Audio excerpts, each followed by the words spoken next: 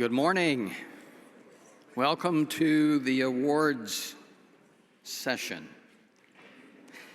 So in the awards session, and this is our second awards session, we're going to present quite a long list of awards. And at the end of this session, we want all the awardees, anyone who has either a poster or travel grant, to come up on the stage. And we're going to get some pictures, group pictures. So don't forget, if you see your name up here and you're surprised, just get ready. There'll be pictures. All right. All right, so Masad and myself are co-chairing this, but Masad led as the chair for the awards subcommittee, and the co-chairs, Aaron and David, were very involved in every selection, so you know who to blame. No, I'm just kidding. Members of that award subcommittee are listed here. Not going to go through all of those, but and a special thanks to all the poster judges. All right, so we got 62 travel grants this year. This is a special big year.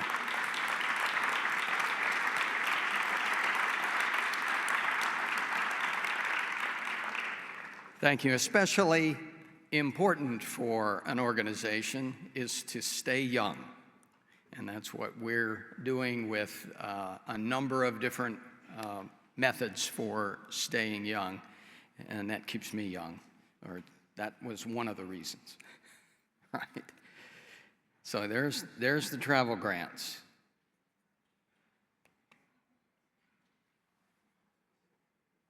Good. All right, so the NextGen Best Talk Award is, the title of that talk was Unraveling and Controlling Late Onset Neurotoxicity of CNS-Targeted Antisense Oligonucleotides through Strategic Chemical Modifications. Takayuki Kuroda is the honoree for the NextGen Best Talk Award. Please.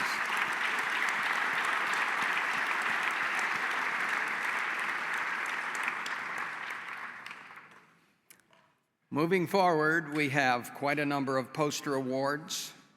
I don't remember the exact number, I think 39. Here's the first list. If you see your name up there, you're one of the awardees, and you will receive an email with all the information about what this wonderful award awards you. And one of those is an opportunity to give a talk in our webinars. And so if you should like. And another wonderful opportunity is perhaps a publication in nucleic acid therapeutics. That would be a good way to go as well. So here's the first set. And there are the remaining winners. All right. Please.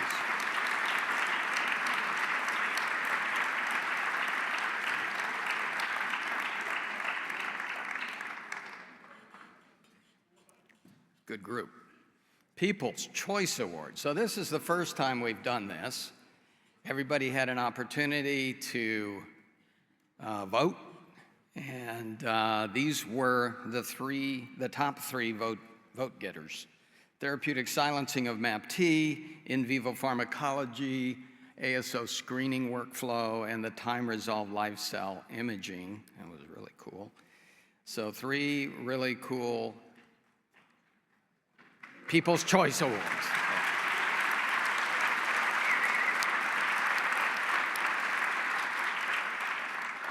Congratulations. So now I want to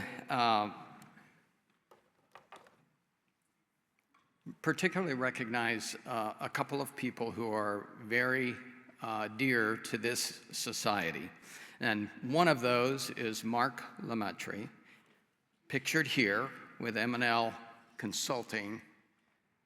You know, back in, I think, 2013 timeframe, Brett Monia noticed something very interesting about Mark. This guy knew how to raise money.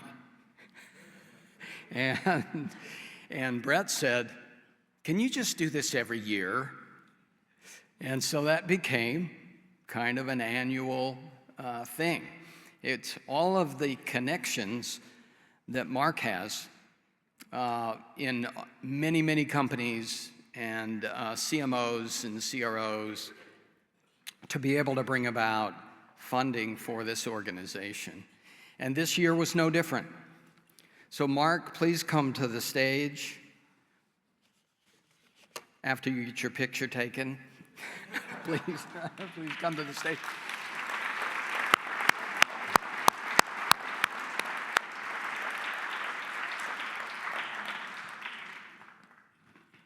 And since, what did I do with my clicker? Here we go. 2025 President's Special Award. Just for you, my friend. Thank you. And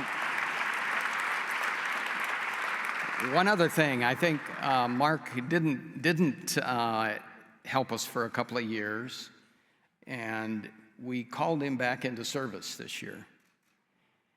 Record-breaking year. Record-breaking year. So he did it again. Thank you. All right, Thank you, over here Richard. for a picture.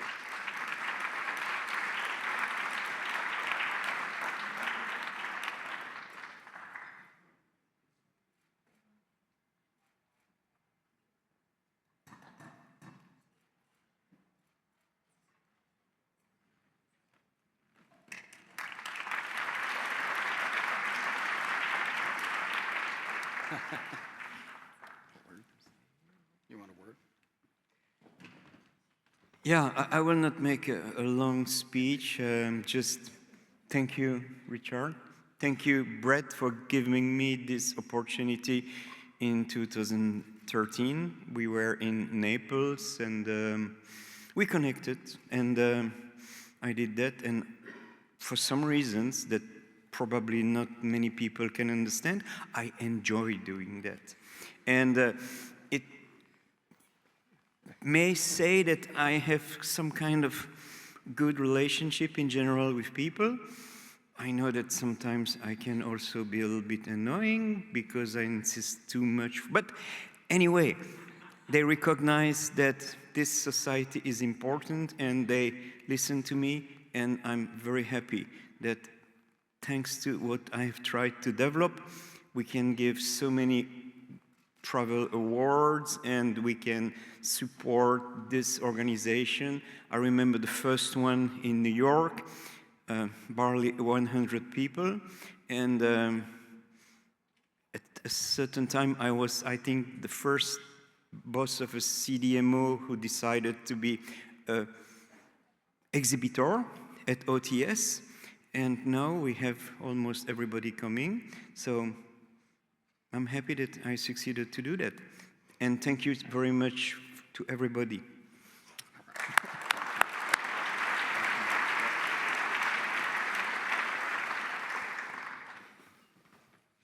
All right. President's Special Award number 2, David Corey. You know, for me, David was one of the ones who, maybe the first one, who beckoned to me and said, you should run for the board. And I thought about it and talked to a few people and went for it. And it's been a very rewarding experience. Then he said, you should run for president. I'm not sure I did the right thing there, but it's been a great relationship that we've had over the years, but David is probably the longest-lived board member in the organization and has done some wonderful things. One thing I want to recall, and most people don't remember this, but this is fairly recent. Yeah, I think it was in Barcelona. David said, you know, we should start funding regional grants for other countries to get involved in OTS-like meetings. And it was the following, I guess it was in 24, that we had the India meeting that was very successful, I would say. And this year we have 3 proposals before us in other countries: South Korea, Uruguay, and Australia. So that was the brainchild, and, and now it's to be. Thank you. Thank you, Richard. Come over here and get a picture.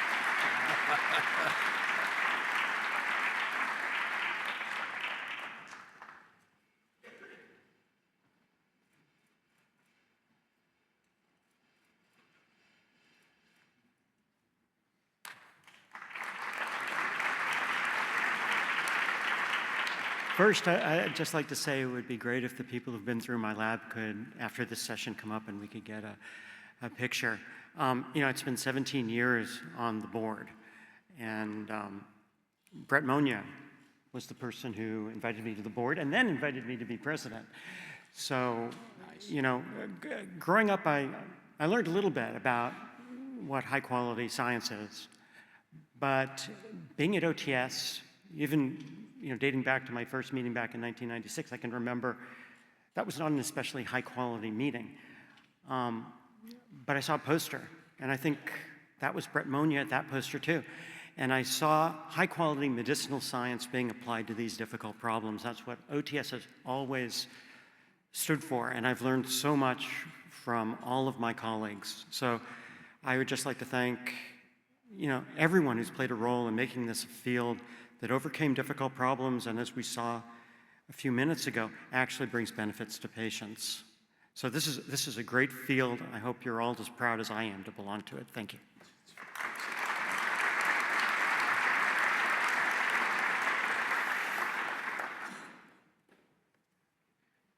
And that's the award.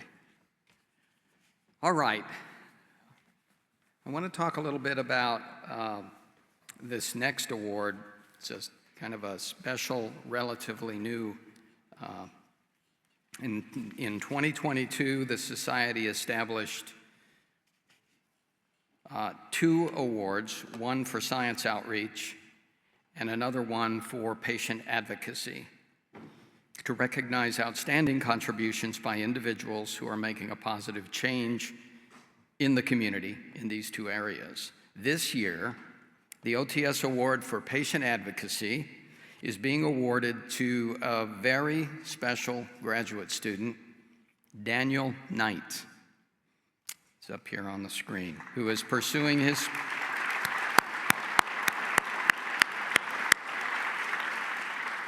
He's doing his PhD work at Carleton University in Ottawa, Canada, under the supervision of Maria de Rosa.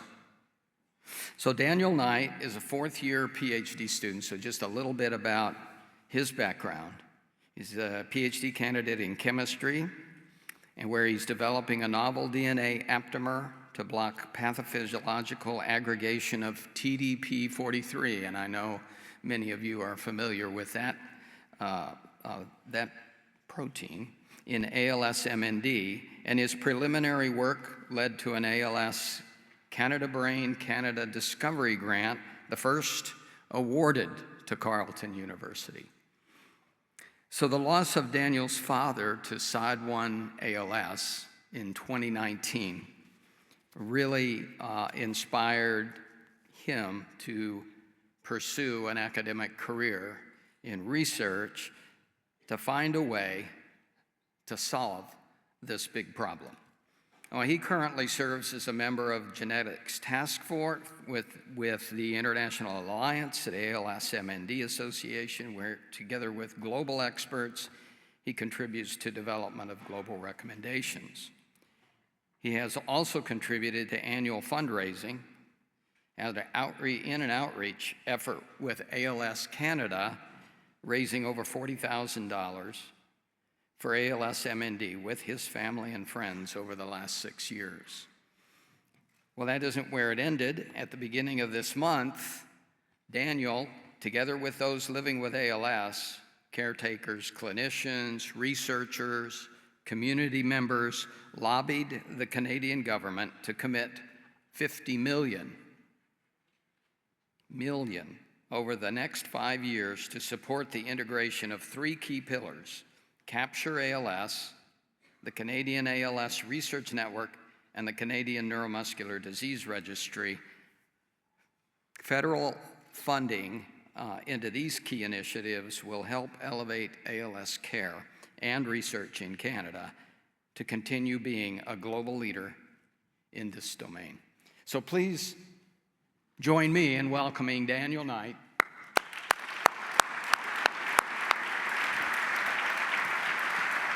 Thank you very much. It's all yours. Awesome, thank you. Thank you very much, everybody, for not only having me here. This is my first OTS. It's been a really fantastic experience, and I'll definitely be back next year. And so today, I'm definitely going to give a talk that's not like the ones you've seen, probably more mimic Stephen's talk earlier.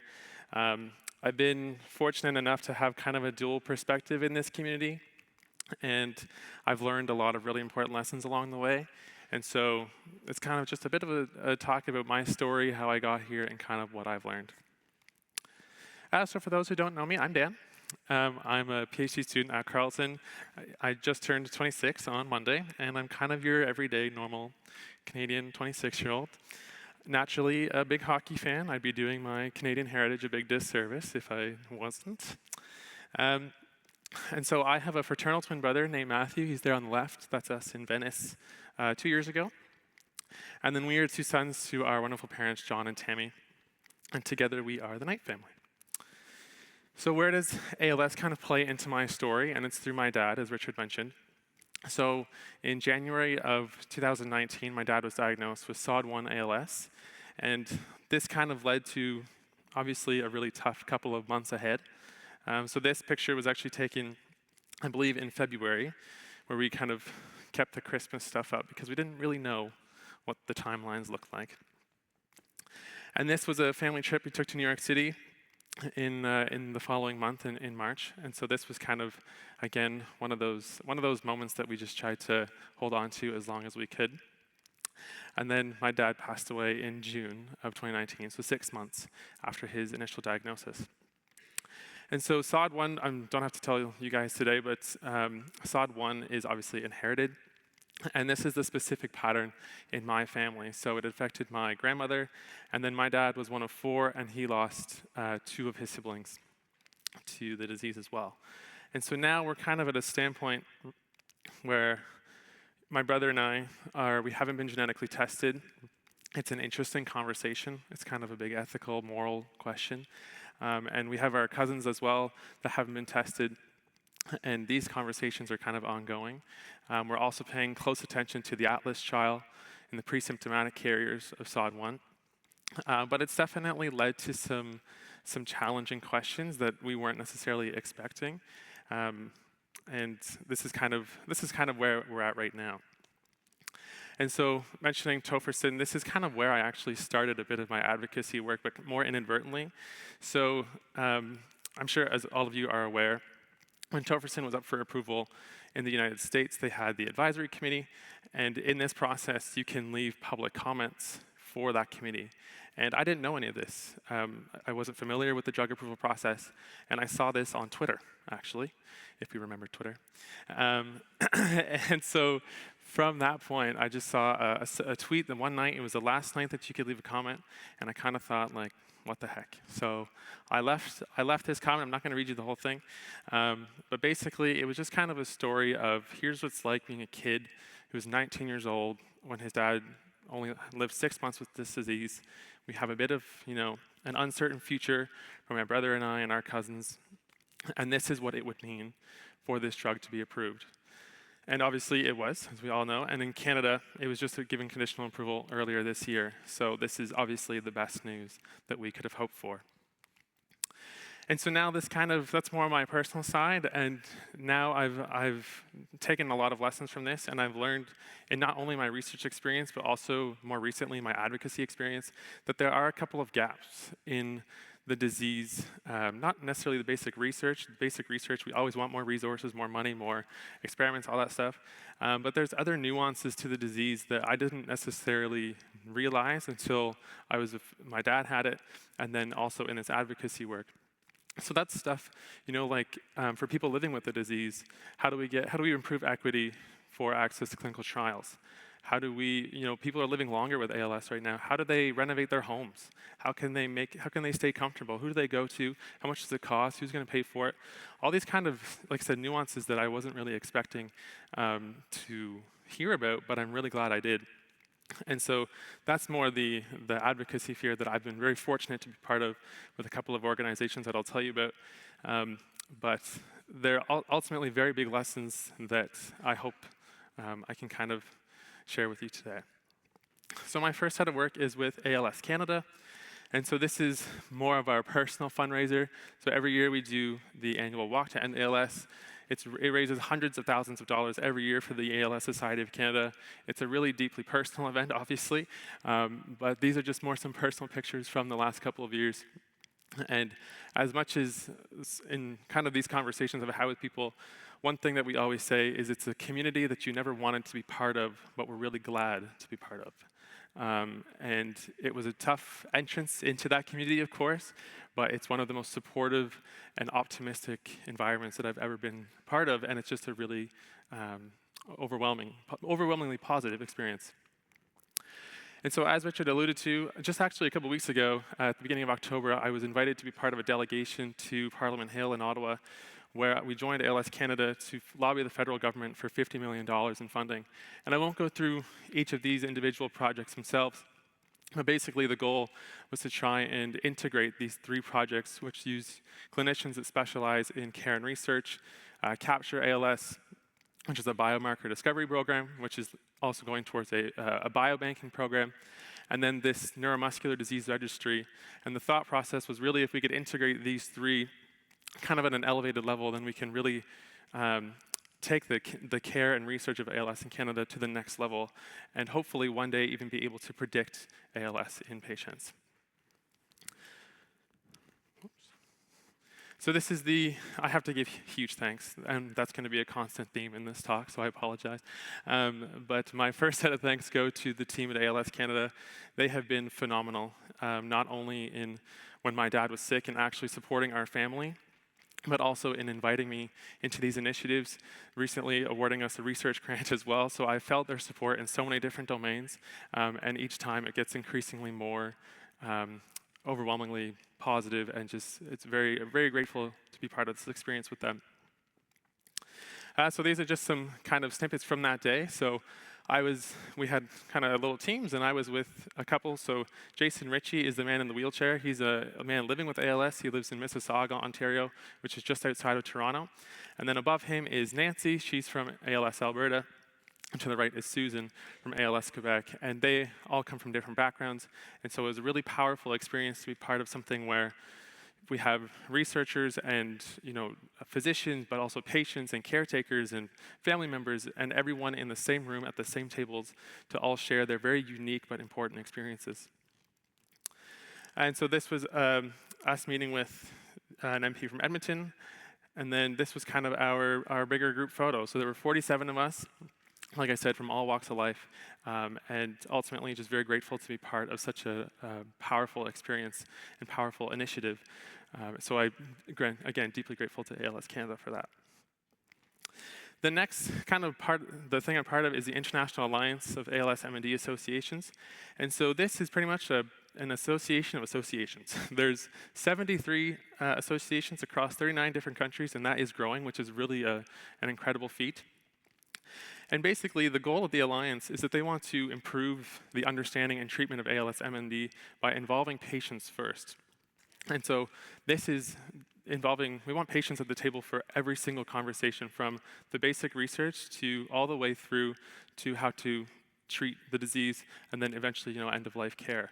One of the biggest takeaways I've had from this is that not only with my own experience, but with the Alliance, is that the patients know best. They know what they need, they know when they need it, and now we're hopefully providing an environment where they can be in touch with those that can provide it. And I think one of the biggest pieces to the International Alliance is the international aspect of it. Being in Canada, obviously, we're very fortunate with our healthcare system, but it's really not the case everywhere, and I know I don't have to tell all of you guys that. So kind of being the voice for people that need someone to speak up for them from different perspectives and professions with different expertise to then hopefully inspire some change wherever they're at. And so more specifically, I'm part of the genetics task force, and basically we're looking to develop best practice recommendations for genetic testing and genetic counseling in ALS-MND. And so this is our team. We have people from all over the world, like I said, all different kinds of experts, patients, families as well. And we meet once a month, and we have 5 different groups that are tiered based on people's relevant expertise. And we're looking to combine all those working groups in our annual meeting in Toronto in December to then release our recommendations come next year. And so as much as this is a really powerful and motivating experience to be part of, it's deeply personal for me yet again. To hear what people are saying about genetic testing and genetic counseling for someone that has seen a genetic counselor and will one day inevitably do genetic testing, it's really interesting to see where people differ maybe in their opinions depending on where they're at in the world, where they're at in terms of disease progression or things like that. But ultimately, just a very another powerful and motivating experience that I'm super grateful to be part of. So this is really spearheaded by Kathy, Martina, and Christiana. They do so much work behind the scenes on this. I'm just the support guy a lot of the times in the Zoom meetings. So I'm just very grateful to be working with them, and hopefully I'll be able to share what those recommendations look like at OTS maybe next year. And so now these have obviously been a lot of really interesting life lessons through both my personal experience and this newer community advocacy experience. And so the first thing that it's taught me is there are real people in this. And I think Stephen this morning was a fantastic example of that, and it was a fantastic discussion because we're all, obviously the science is amazing, and I've seen some of the most impressive science I've ever seen at this conference the last few days, but I think it's an important reminder as to why we're all in this. And I'm guilty of it too. When I'm in the lab, I've got DNA and proteins and salty water and spectrometers and synthesizers, and there's no, human element in there. And I think it's just a really valuable perspective to have the human element brought back to it as best you can. And so that's a big lesson that I've learned in this. The second one is that I tend to say honesty and aspirational go hand in hand. And this is more when it comes to the reporting of all of our results. I think as scientists, we obviously have an obligation to be transparent about our results, no matter how good, how bad, how early stage, or how end stage. And I think this community is a fantastic example of that and maintaining aspirational while also being realistic about their results. And I think for patients that have no other choice and they're on experimental trials because that's all they have, I think being realistic also with them and being honest about where things are moving to is just as important as getting them into the trial in the first place. And the last one, this is definitely more of a personal lesson, is the value of showing up. I've had support from so many different people in so many different walks of life in this, and it has been a lesson that I had to learn earlier maybe than I was anticipating because of my story, but is ultimately an experience I'm very grateful to have had. And I think this doesn't translate just to, the people in your life, maybe, at least for me personally. There's, in these advocacy groups that I've been part of, there's people in there that also need others to show up for them that they don't know, that we're complete strangers, and they just need someone to be a voice at the table for them and to help advocate for them. And so I've had the unique perspective of seeing both of those, and I think it's just a really valuable lesson that I've taken away from these experiences. So I could stand here for hours and thank a lot of people for sure. So I'll try and keep this brief. The first, obviously, is my research group and my supervisor, Dr. Maria DeRosa. I kind of did an untraditional thing where I walked in at the beginning of my PhD and said, I have an idea, and I know you have no funding, but I'd like to try anyway. And she said yes. She took me, and she's let me be the lead on this project ever since. And that has since translated to research grants last year from ALS Canada. And so without her, I certainly wouldn't have had anywhere close to these types of experiences. So I owe her a huge amount of thanks for that. Also, the wonderful teams at ALS Canada and the International Alliance, they have been so open and so welcoming into me being part of their advocacy experiences. And it's just, like I said 1,000 times by now, it's just been so enriching and profound that I'm really grateful to be part of those. These are probably two groups of people that I need to thank the most. And so this is our ALS walk team the year my dad was sick in Ottawa. It was in June. And he couldn't be here that day because he was in hospice care. But he did see it through FaceTime. And it was, to date, one of the best moments of my life. It was hard. It was, deeply emotional. But when I talk about the value of showing up, this is where I learned that lesson. And so everyone in this picture, obviously this was 6 years ago, so I've met some fantastic people since then, but everyone has continued to show up for me and our family throughout these past years, and I know undoubtedly they will in the future. And without them, I certainly would not be here today. The last couple of people I need to thank are these three people right here. So my mom, Tammy, my twin brother, Matt, and my best friend in the world, and of course, our dad, John. They say, we've heard a lot this week about how it takes a village, and it certainly takes a village to get to where we are in the science side of things, but it also takes a village to get here personally.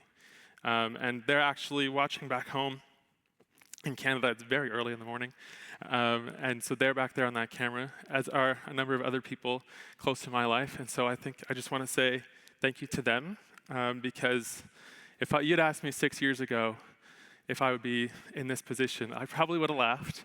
And so I'm just so grateful for the village I have, the foundations of that village, and ultimately all the experiences I've had to date. So with that, I want to thank OTS, obviously, for this very kind, very generous award. I've had a fantastic time here. If I haven't spoken to you yet, I'd love to talk to you today before everyone jets off. And with that, I'm happy to take any questions.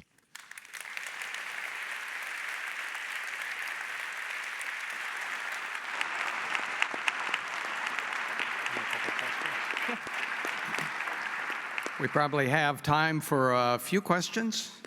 Got a few over Hi, here. Dan. I'm Klaus Walstead, University of Miami. More of a comment. Thanks for standing up here today. I'm working very closely with Michael Benatar at University of Miami, who is the driver and the champion, global lead for the tofersen trial for pre-symptomatic carriers of SOD1 mutation. So we can talk more later. I would love to. I'm going to pass on your message. Yeah, no, I'd love to talk. Thank you very much. Hassan from UMass. Congratulations, very well-deserved award. And I also want to just give a huge shout out to the OTS for really starting to include, patients and patient advocacy. I think it's really important, and I think we've been seeing that a lot in today's theme. My question to you is, I'm really interested in the ethical perspective that you mentioned in terms of how do you and other carriers in the community think about, deciding on getting tested or not, and how do you kind of live with that and make that decision? I think it would be really interesting if you can share your thoughts on that. Thank you. Yeah, no problem. It's obviously such a huge ethical dilemma. And the only experience I have in it is what my dad talked about. I never met my late aunt, and my uncle passed when I was only a toddler. So the only person I could talk to about this was my dad, and his opinion was that he didn't bother finding out because there wasn't anything for him. So what was the point? And his view on life was to live as if he didn't have it, and then that way he could really live his authentic self, and he did, and I commend him immensely for that. So in a weird sense, my brother and I, of course, we really resonate with that style of thinking, but it's a different ballgame. Tofersen, he tried to get on tofersen. He was just a bit too far progressed in his disease, so he didn't get on it.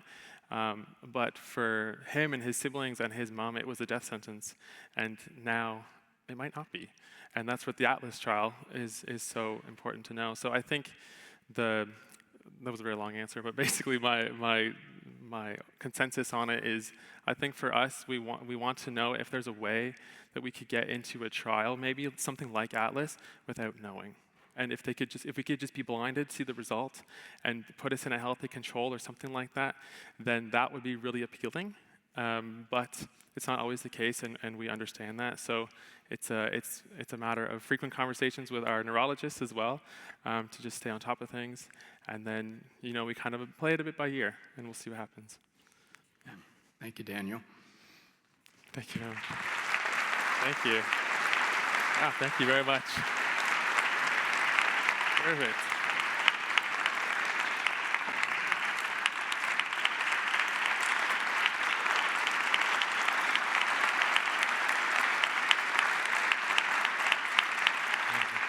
Thank you very much. And now I'll turn it over to my co-chair, Masad Dama.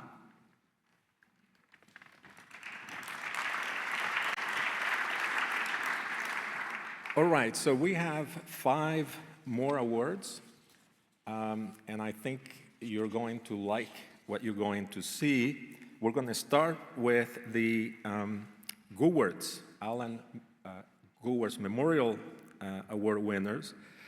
This award was established in honor of the life and work of our esteemed colleague, Alan Gowards, who was a real champion in our field and one of the co-founders, actually, of our society. If he was here today, he would be extremely pleased to see the advancements that he was actually looking forward to see. He was one of the very first to actually do ex vivo administration of antisense oligonucleotides. And if you had the honor to know him, you knew how excited he was about the society, but the field in general. And he was also a great mentor, and so this award is actually quite appropriate to give to graduate students and postdoctoral fellows.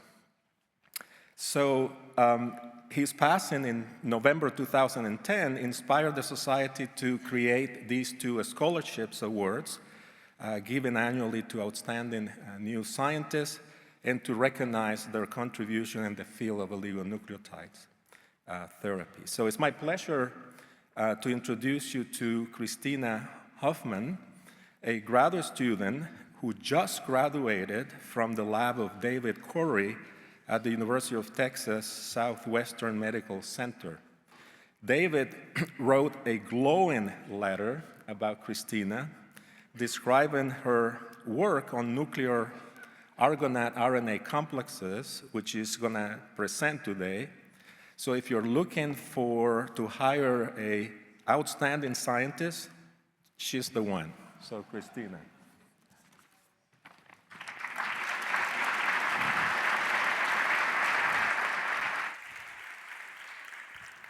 All right, well, thank you, Masad, for the kind introduction, and thank you all for being here for my talk. I'm really excited to have the opportunity to share the work that I've been doing during my PhD, and it's honestly such an honor to be this year's recipient of the Gowards Scholarship for Graduate Students. Through this presentation today, I hope that I'll be able to share 3 main points of my research with all of you.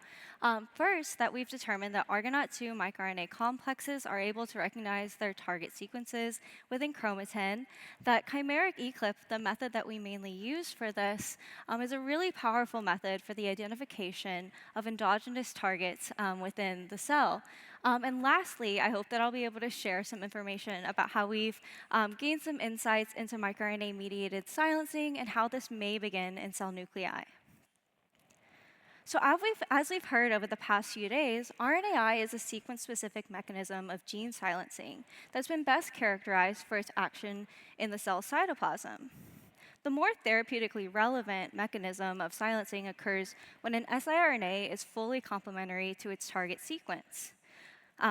This leads to cleavage by the Argonaute-2 protein and is ultimately an efficient and well-understood mechanism of gene silencing. However, the more common endogenous mechanism of regulation occurs through the microRNA pathway. This is driven by microRNAs, which have a central mismatch in the pairing between itself and its target. Ultimately, this requires the recruitment of additional protein factors for silencing to occur through translational repression and mRNA degradation. And as I mentioned, this has been well characterized in cell cytoplasm, and there's been a little hesitancy in the field around the ability of this mechanism to occur in cell nuclei as well. However, some really great work about 10 years ago, led by Keith Gagnon in the lab, determined that RNAi factors are both present in cell nuclei and also retain their ability to cleave target sequences. And while this is really exciting, it ultimately leaves us with a variety of questions. One of those being, what are some of the potential biological functions of these nuclear Argonaute microRNA complexes? And so one of the well-characterized mechanisms of this includes the ability to modulate pre-mRNA splicing. This occurs when an Argonaute microRNA complex binds around exon-intron junctions and ultimately blocks the ability of the spliceosome to bind, which alters the inclusion or exclusion of a specific exon. Alternatively, work has been done to show that nuclear Argonaute microRNA complexes have the ability to activate and repress transcription. In the example shown here, Argonaute microRNA complexes bind promoter RNAs overlapping a gene promoter, ultimately activating gene expression. And so these are really interesting and exciting insights into nuclear RNAi. However, most of this work was driven by synthetic double-stranded RNAs, which ultimately leaves us with the remaining question of, is nuclear RNAi a robust endogenous mechanism of microRNA-mediated regulation, which I worked to explore during my time in the Corey lab. So first, I'm going to talk a little bit about the work that I did to look at Argonaute binding throughout the genome. And so I had two main objectives for doing this. First, I needed to isolate subcellular fractions, as we were really interested in gaining insights into nuclear RNAi and wanted to dig deeper into the nuclear fraction by looking at chromatin-associated RNAs.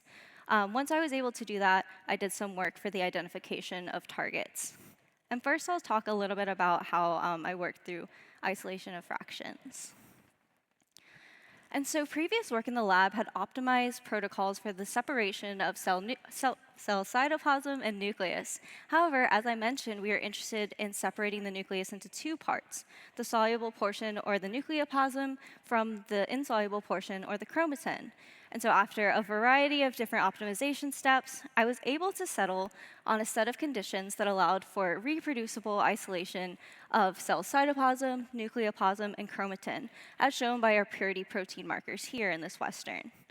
When we probed for our protein of interest, Argonaute-2, we were excited to see that Argonaute localized to all three of the fractions that we had isolated, which was really intriguing and ultimately suggested that we could further look into the ability of Argonaute complexes to first bind RNA and potentially regulate them as well. And so with the ability to reproducibly isolate those fractions, I next moved into identifying a large group of endogenous targets for us to do additional validation with. And so some common methods that are currently used for the identification of microRNA targets largely fall into two broad categories. First, you can look at sequence and use things like bioinformatic target prediction to determine where a microRNA may bind within a specific RNA target. Alternatively, you could take a more protein-centric view and use methods like cross-linking and immunoprecipitation to identify protein binding sites along RNA. And while these are both really great, they ultimately will identify a large number of targets that ultimately require a decent amount of validation. And so we wanted to find a method that allowed us to identify a smaller portion of potentially more functionally relevant targets. The way that we chose to approach this was to use a method called chimeric eclipse, which allows us to identify some direct Argonaute-2 microRNA target interactions. And so just to briefly describe this, as in most CLIP methods, first our protein RNA complexes are UV cross-linked to one another. This forms covalent bonds between the RNA and protein, and ultimately allows us to retain endogenous subcellular specific RNA-protein interactions as the UV cross-linking occurs prior to cell lysis. From there, we fragment the excess RNA and use a protein-specific antibody, in our case, Argonaute-2 antibody, to isolate our Argonaute-2 RNA complexes. And then the unique step for chimeric eclip incorporates a microRNA-RNA ligation reaction, which physically links together a microRNA and a target RNA that are in close proximity to one another. And while this is really encouraging, ultimately this ligation reaction is not 100% efficient and will ultimately produce two types of RNA reads from this one experiment. A large portion of the reads will be non-chimeric in nature, ultimately identifying what you would see in a standard eclip experiment, where we're just identifying a single RNA sequence that Argonaut 2 was bound to. However, when the ligation reaction is efficient, you get this direct information, a microRNA and its direct target linked together by a short sequence, and ultimately allows us to identify these functionally relevant, or at least potentially functionally relevant target sites. And so just to walk you through what we did, as I mentioned, we're really interested in gaining more information about nuclear RNAi. So we focused our chimeric eclip experiments to get as much information as we could. For that, we looked at 3 sample types: cell cytoplasm, which should contain the majority of canonical binding sites, whole nuclear samples, as well as isolated chromatin samples. We performed chimeric eclip in all 3 of these, and with this data, we did 2 general types of analysis.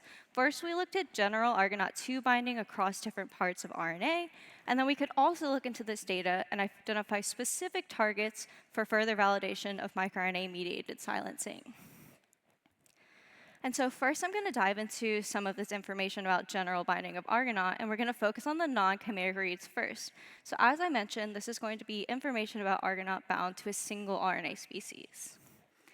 When we look at our cytoplasmic binding, we see largely what would be expected, with the majority of binding occurring within gene 3' UTRs, the canonical site of risk recognition, as well as within microRNAs. However, when we look at our nuclear samples, we see a dramatic shift of binding, suggesting that Argonaut 2 is mainly binding within intronic sequences.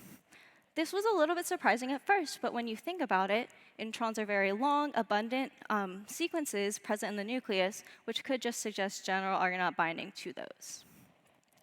However, when we shift our thinking to the chimeric reads, we get a slightly different picture. And with these chimeric reads, the data I'm going to show specifically looks at the RNA target portion of this read. So when we look at cytoplasmic binding, this is very similar to our non-chimeric binding, with the majority of interactions detected within gene 3' UTRs, as well as an emergence of binding within coding sequences. When we look in our nuclear samples, we see an even more dramatic shift from our non-chimeric binding, showing that the majority of these interactions are also detected within gene 3' UTRs and the coding sequence. And so with this general information, we were really encouraged that we were potentially identifying some functional targets in our chimeric reads at least. So we next looked into the identification of specific targets for further validation. And this ultimately showed us what a powerful method this is. And the gene that we identified that kind of fit all of the general criteria that we were looking for is a gene called HMGA2. So as you can see here in this data, I'll walk you through it. In the top in the blue, we have Argonaut 2 non-chimeric binding, and then in the middle in the orange, we're looking at Argonaut 2 chimeric binding. In the bottom, we have these magenta squares, which is each going to be a chimeric read and the specific microRNA that was detected there. So as you can see, we see about 20 or so individual chimeric peaks present in the HMGA2 3' UTR, which is really encouraging.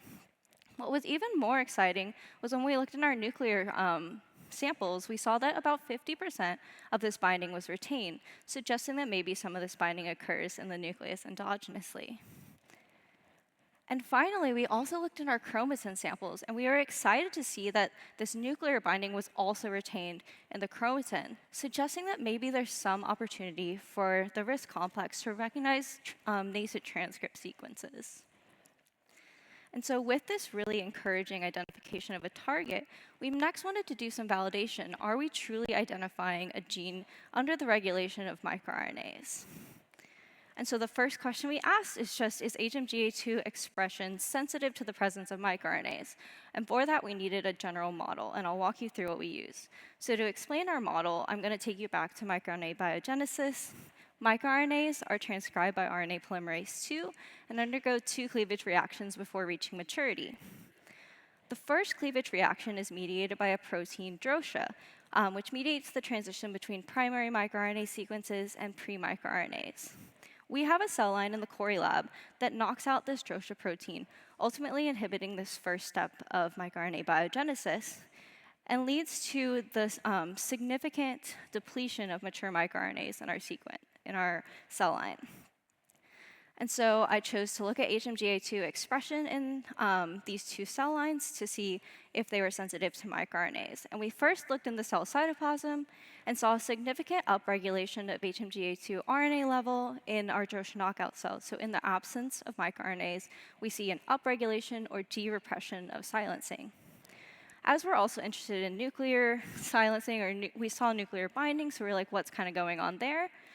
When we looked at the nuclear RNA levels, we saw this same trend, where relative to our wild-type samples in the drosha knockout, in the absence of microRNAs, we saw an increase in the RNA level measured. And so with that, our work so far had suggested that HMGA2 seems to be under the regulation of microRNAs. And so next we wanted to get a little bit more detailed information. And so we decided to focus on a single microRNA family, specifically the LET7 family of microRNAs, which has been well characterized and is highly abundant in our cell line of interest. Additionally, the HMGA2 3' UTR has about 50% of its chimeric peaks with LET7 binding. So this suggested maybe there's something going on there. And so to look at this, we first used LET7 anti-mirrors to look at if we could inhibit silencing of HMGA2 in our wild-type cells. When we looked at this in the cell cytoplasm, we observed an increase or de-repression, and we also saw the same de-repression in the nuclear samples. We also wanted to use a complementary method to look at this, so we decided to use microRNA mimics in our drosha knockout microRNA depleted background. And we saw that we could rescue silencing of HMGA2 in cell cytoplasm and also in cell nuclei. And so protein expression is the most downstream effect of microRNA-mediated regulation, so we are also interested in, do microRNAs regulate HMGA2 protein expression? When we compared our wild-type and drosha knockout samples, we saw a very distinct difference in the protein expression profile, with wild-type levels of HMGA2 being nearly indetectable compared to drosha knockout, suggesting that there's very strong microRNA-mediated regulation of this gene and its protein expression. And so to conclude, I hope that today I've been able to show you that Argonaut microRNA complexes can recognize their target sequences in all subcellular fractions that we looked at. I hope that I've suggested that silencing of some endogenous targets, including HMGA2, may occur within, or may begin in the cell nuclei. And lastly, I hope that I've showed that chimeric eclipse seems to be a very powerful method for the identification of functional Argonaut microRNA complexes, not just in basic science, but potentially with further implications for therapeutic development. And with that, I'd like to thank the whole Corey lab, both past and present members who laid the groundwork for the work that I did and really helped me to continue all that I've done. And with that, I'd be happy to take any questions.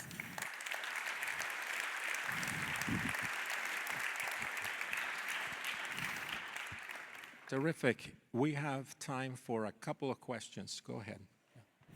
Hi, that was fantastic. I'm sure a lot of people are wondering what's underlying the difference in Argonaut distribution between your more traditional clip reads and your chimeric reads.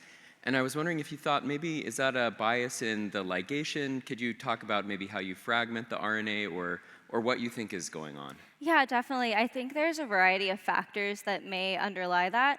I think that largely the ligation reaction is a little bit sensitive. You need a target that's going to be easy to access, so maybe some of these other sequences are not so easy to access.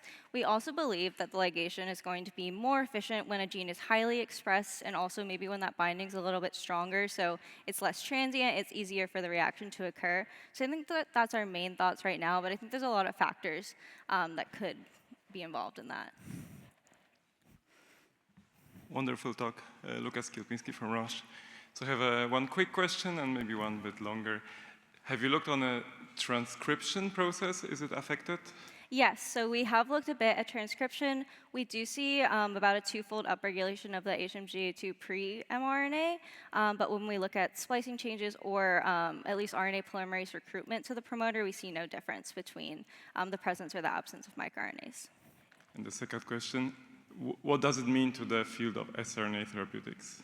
Yes, I think that the main thing I hope that people have taken away from this is that we have some new methods out there potentially for the identification of either on-target or off-target effects. I think also this is really interesting, suggesting that maybe there's some level of regulation, at least endogenously, that can occur in cell nuclei, which means maybe there's still more to understand about RNA interference with potential for further modulation of gene expression.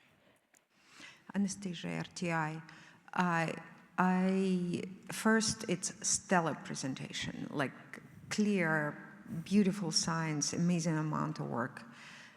Second question is that the dogma in the field right now that, and very often dogmas are wrong, that EGA2 in cytoplasm exists in high molecular weight complex, and that is required for microRNA downregulation, and in nucleus it's low molecular weight and incapable of microRNA regulation. Did you look at the size, composition, complexes, and what are your thoughts about it? Yes, so we haven't looked into that directly. It is something that we're interested. We've done a little bit of preliminary information or investigation into that. We do see that even into the chromatin fraction, we do still see a retained interaction between Argonaute2 and TNRC6 at least. We've done a little bit trying to look into the more canonical additional proteins involved in translational repression, like the CCR4 NOT complex.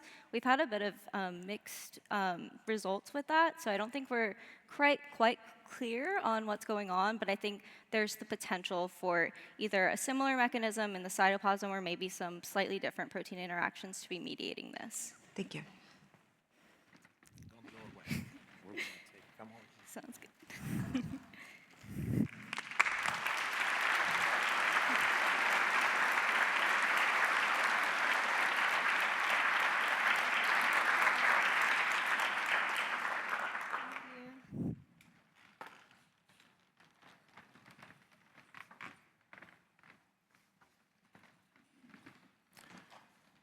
Okay, so our next Alan Gowards Award winner is Dr. Sarah Pierce, a postdoctoral fellow in David Liu's lab at the Broad Institute, where she is developing high-throughput methods for optimizing prime editing approaches for therapeutic edits.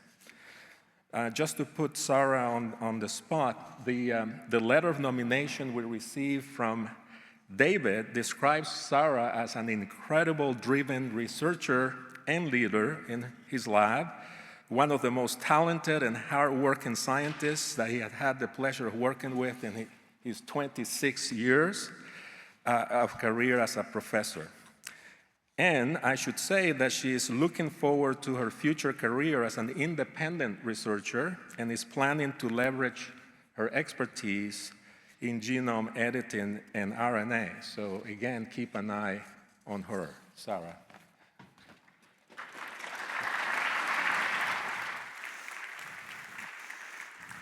Hello, and thank you for that very kind introduction, Masad. Today, I'll be talking to you about an approach to disease-agnostic therapeutic genome editing. So gene editing can theoretically be used to treat the vast majority of monogenic disorders, barring any delivery constraints. And one form of gene editing called prime editing is particularly well suited for this task. Prime editing is composed of a Cas9 nickase domain fused to a reverse transcriptase domain. And this ribonucleoprotein complex is guided to the correct location in the cell to initiate repair by a small RNA called a prime editing guide RNA, or pegRNA. The pegRNA encodes not only the location to initiate the repair, but also the repair template that the reverse transcriptase will use. One example of a mutation that could theoretically be treated with prime editing is, in the case of cystic fibrosis, the CFTR F508del mutation, in which 70% of patients with cystic fibrosis have this mutation. However, while I kind of simplified prime editing on the left, the reality is that designing and optimizing the reagents to add back this 3 base pair deletion can actually take nearly a PhD's worth of time. And while this mutation is very common in patients, it's just one mutation of hundreds of mutations that are observed in cystic fibrosis patients. Of these mutations, 8% of them are nonsense mutations, which are particularly intractable to prime editing because they don't tend to recur as frequently as these hotspot missense mutations might. And the high prevalence of nonsense mutations is not just true for cystic fibrosis, but rather if you mine the ClinVar database, 24% of all unique mutations observed are nonsense mutations. And while prime editing might not be well suited for this, another technology has been developed over the past 50 years called suppressor tRNAs, which are uniquely suited for this. Normally, tRNAs function as kind of this link between the triplet mRNA code and the ongoing chain of amino acids in a peptide. But in the case of a suppressor tRNA, the triplet anticodon of the tRNA has now been switched so that it recognizes a stop codon. And so instead of stopping translation at a nonsense mutation, which has a premature termination codon, it will continue translation. And there are about 5 mechanisms in the cell that allow suppressor tRNAs, specifically in mammalian cells, to read through nonsense mutations while maintaining the fidelity of natural stop codons, which is really where the power of this technology comes in. While suppressor tRNAs are theoretically quite useful, currently they have only been attempted to be administered transiently.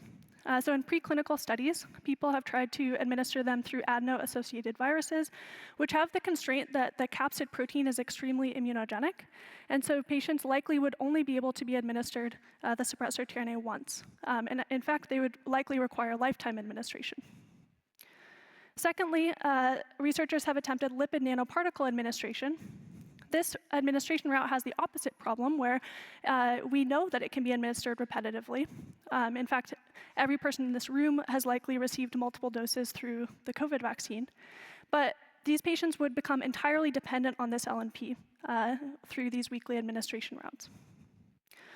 And so while suppressor tRNAs offer a potentially disease-agnostic approach, in that you could use the same suppressor tRNA to treat multiple diseases with the same type of nonsense mutation, they do not currently offer permanent correction for these disorders.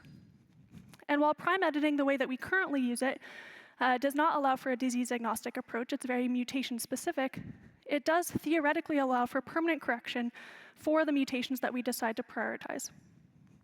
And so for this project, I decided to see if we could combine the permanency of prime editing with the scalability of suppressor tRNAs across disease indications. And for this, we kind of had to flip the switch on how we view therapeutic genome editing. And instead of striving to treat one specific mutation, I'm actually installing a mutation purposefully. In this case, in a tRNA gene in the genome, replacing the 3 base pair anticodon to one that corresponds to a suppressor tRNA. I thought that this could be safe for 3 main reasons. The first is that we actually have 418 tRNA genes in our genome to decode 61 possible codons in our triplet code. They are extremely highly expressed, and because of that, they undergo high levels of transcription-induced mutagenesis. That being said, there are humans walking around today that have the equivalent of suppressor tRNA mutations in their genome with no apparent effects. And finally, one of my favorite facts about tRNAs is that of the 61 possible codons, we're missing tRNAs to decode about a quarter of them.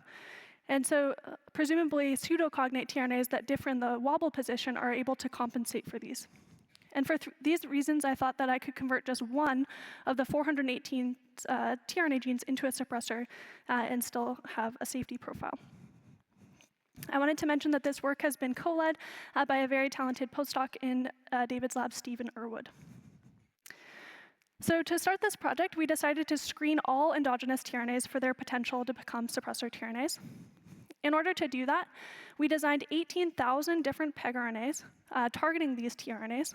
And the reason for the redundancy is because optimizing these pegRNA architectures are very, very difficult. And so there's a lot of redundancy in terms of how we're designing the reverse transcription template as well as the primer binding site. I cloned these pegRNAs into a lentiviral library and transduced reporter cells that constitutively express mCherry, but they will only express GFP upon read-through of a premature termination codon with a suppressor tRNA. I transfected these cells with a prime editor to initiate the prime editing conversion into a suppressor tRNA, and sorted the cells that were capable of GFP-positive read-through, and evaluated which pegRNAs were enriched in this population. On the left, I'm showing fold enrichment of pegRNAs in this GFP-positive sorted population, and you can see a clear enrichment of the pegRNAs that were designed to convert the tRNAs into suppressor tRNAs. Here, I'm showing that data in just a slightly different way, where now I'm coloring the pegRNAs based on the tRNA family that they were intended to target. And it became extremely obvious that 4 tRNA families in particular were amenable to becoming suppressor tRNAs with just their anticodon changed: arginine, leucine, serine, and tyrosine. For the sake of this presentation, I'm going to be focusing on the leucine family of tRNAs, specifically reading through TAG stop codons. So our best hit for leucine was a leucine TAA family member. This is what it looks like. One of my favorite features of this tRNA is that it has a variable loop, which allows us to selectively target one and only one of the 418 tRNA genes. And when I was validating the original screen, I observed that if you swap this anticodon to one corresponding to a CTA or a TAG stop codon, we were only getting about 5% GFP protein yield. What I mean by this is that every single cell that receives this suppressor tRNA will turn green, but we're producing 20-fold lower levels of GFP protein with just this anticodon change, presumably because the tRNA might be more lowly expressed or more lowly modified than an endogenous tRNA. So in order to improve this read-through, I did saturation mutagenesis screening of this tRNA and many others, wherein I introduced every single nucleotide variant, every dinucleotide hairpin variant. So if that first hairpin is an AU match, I would swap it out for all 15 other possibilities. Oops. And finally, every single nucleotide deletion across the body of the tRNA. And so to summarize those screens, in purple here, I'm showing the nucleotides that were amenable to change and actually improved read-through if we changed their composition. Because we are installing the tRNAs via prime editing, we are slightly limited in the mutations that we can add at the same time that we're changing the anticodon loop with the same pegRNA. And so in this dotted line, I'm showing the PE accessible region, so the mutations that I can add while swapping out that anticodon. That led to these combinations of mutations, which I tested additively. And finally, our best suppressor tRNA variant for this leucine TAA family had these 2 mutations, which corresponds to the sequence shown on the left.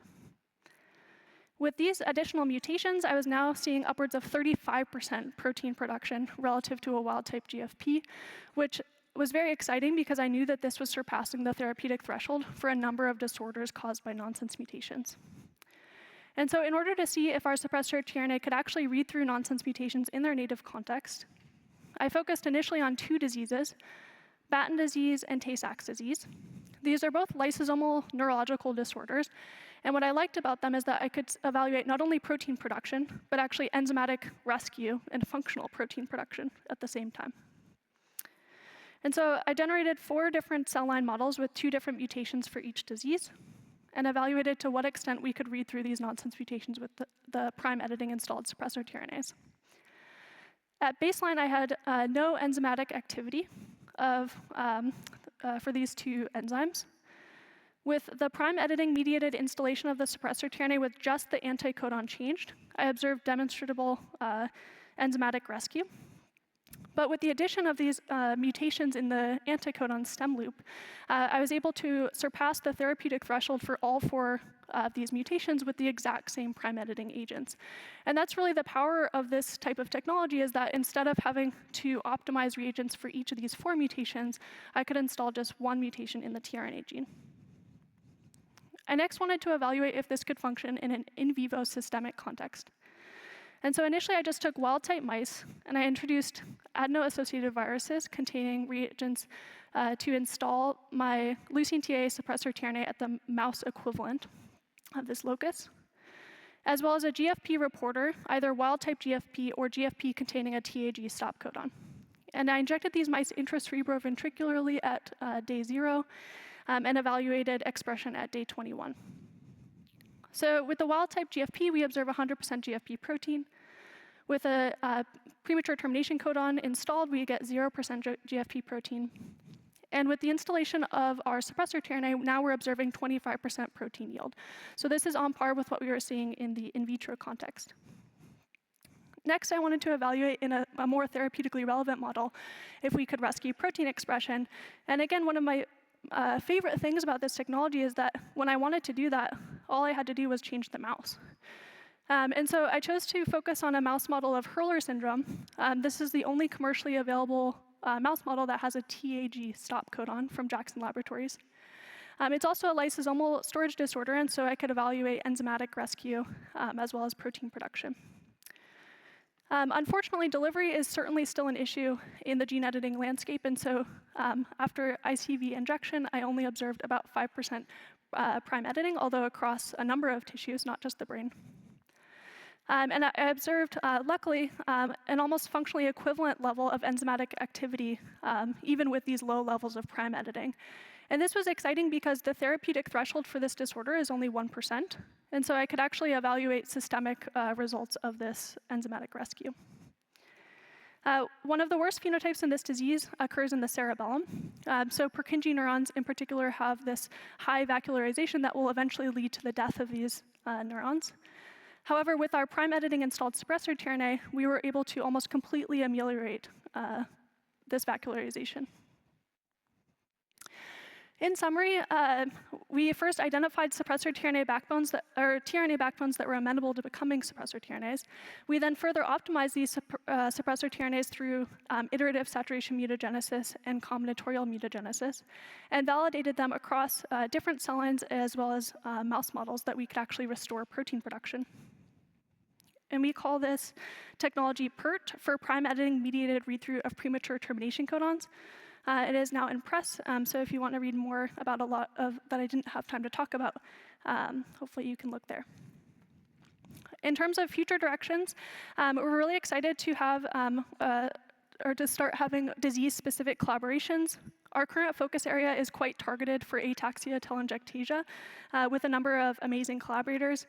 And we're also interested in cystic fibrosis and Duchenne muscular dystrophy. Finally, while today I spoke a lot about this leucine-specific suppressor tRNA, in a lot of cases that would lead to a missense mutation rather than a nonsense. But in reality, you would only need about 18 different suppressor tRNA variants in order to encompass all possible nonsense mutations that are the result of single nucleotide changes. In terms of future directions, of course, the main motivation of this project is how do we treat the greatest number of patients possible, especially patients that have extremely rare diseases that might not be prioritized with traditional gene editing approaches. And one of the most exciting things that happened this year in the field of gene editing was the first bespoke base editing strategy to treat a baby born with CPS1 deficiency. This was an absolutely remarkable achievement, but what's interesting to note is that the mutation that they decided to prioritize was actually a TAG stop mutation. And so if instead of prioritizing many researchers' amount of time on, for 7 months on this one specific mutation, we could potentially do that for something like PERT and hopefully treat many more patients. In terms of acknowledgements, I'd like to thank David Liu for creating just an absolutely remarkable environment to be a postdoc. In some ways, I wish I could be a postdoc forever. And also Dr. Stephen Irwood, who has been an amazing co-lead on this project, as well as other members of the Liu Lab and our collaborators at the University of Minnesota, who helped a lot with the Hurler syndrome work. And thank you for your time.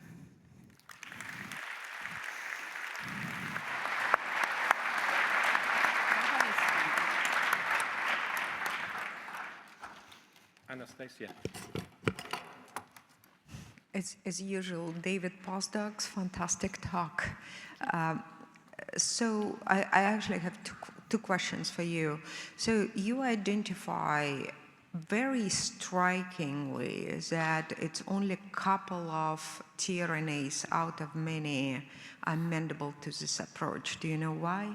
Yeah, so I think likely it's because of the fact that we are operating at very low copy levels. So if you overexpress almost any suppressor tRNA, you can make it create some protein from a stop codon mutation. But if you only have it at single copy levels, I think that is a much more stringent bar.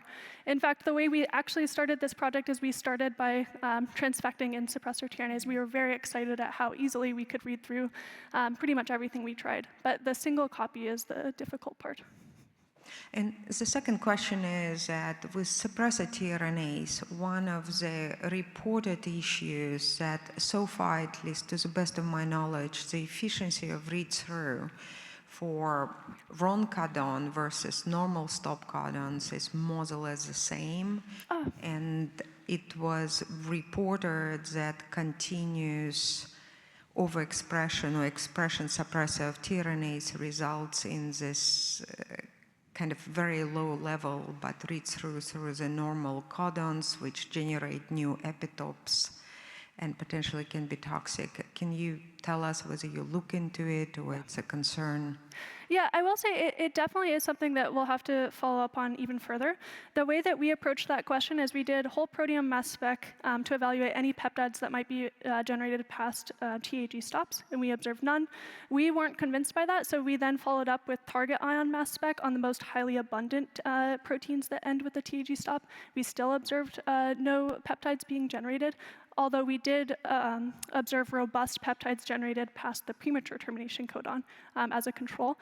I think that this is something that might become more important as people age, because a lot of the mechanisms in place to prevent the accumulation of these peptides might not work as well in older people. But at this point, I would be excited if a lot of the patients that would be amenable to this would get to old age at all. So that would be the first. Thank you. Alex Caranto, fantastic work. So my question is related to the question of Anastasia, and it was more about possible off-targets, not in your editing, but more the effect that these suppressor tRNAs can have.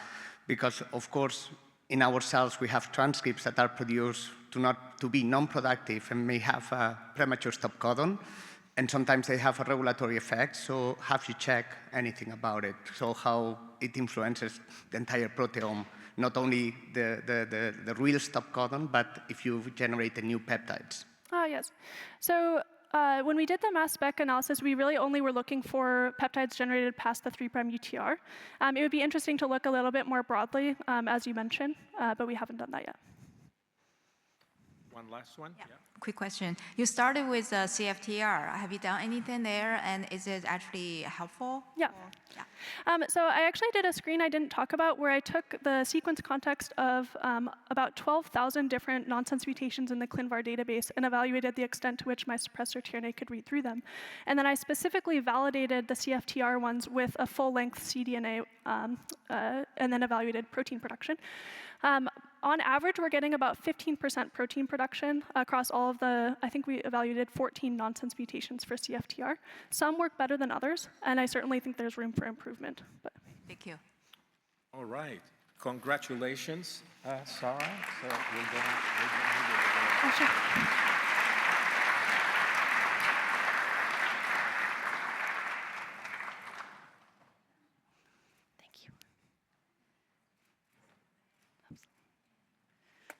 Thank you very much.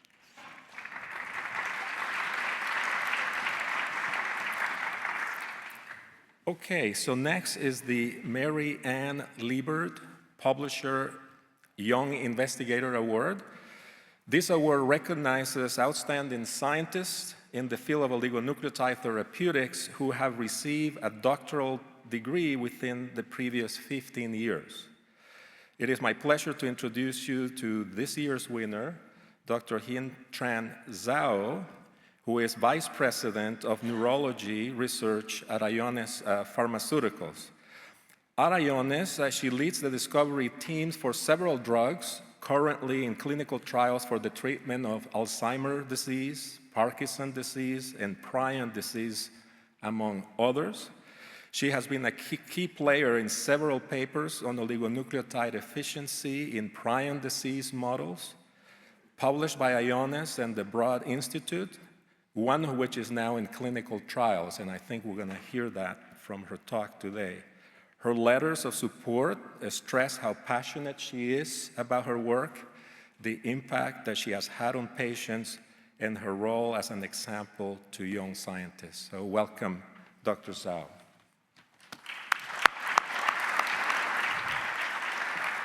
Thank you, Masan, for the great introduction. And thank you, everyone, for having me today to share with you our work, which we are leveraging the power of antisense oligonucleotide for the treatment of neurological disorders.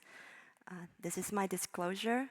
So Ionis' neurology mission is to deliver transformative medicines for the treatment of severe neurological disorders. With the listed approved medicines shown here, we have shown that this technology can make tangible impact in the lives of the patients that are suffering from these devastating disease. And we aim to continue to do so with the current programs that we have in our pipelines. And this is because the antisense technology can be leveraged to target the root cause of these diseases. So in order to develop ASO therapeutics for the CNS, we need to understand how they distribute and whether we can practice pharmacology in key CNS cell types. In the work listed here that was led by Payman Jafanajad, who's in the audience, as well as Barrett Powers, using magnetic sorting mechanism, we sorted out neurons, microglia, oligodendrocytes, and astrocytes in the brains of animals that were treated with a mallet-1 targeting oligos to suppress the expression of this gene. And what you can see here is we observe significant as well as dose-dependent knockdown in all major CNS cell types. This is important because to address complex neurological disorders, we need to be able to target all cell types that are involved. To complement this work, we then subjected the mice that were treated with PRNP targeting oligo. So this is designed to lower the expression of the prion protein. This work was done in collaboration with our long-term collaborators, Eric Minical and Sonia Valab at the Broad Institute.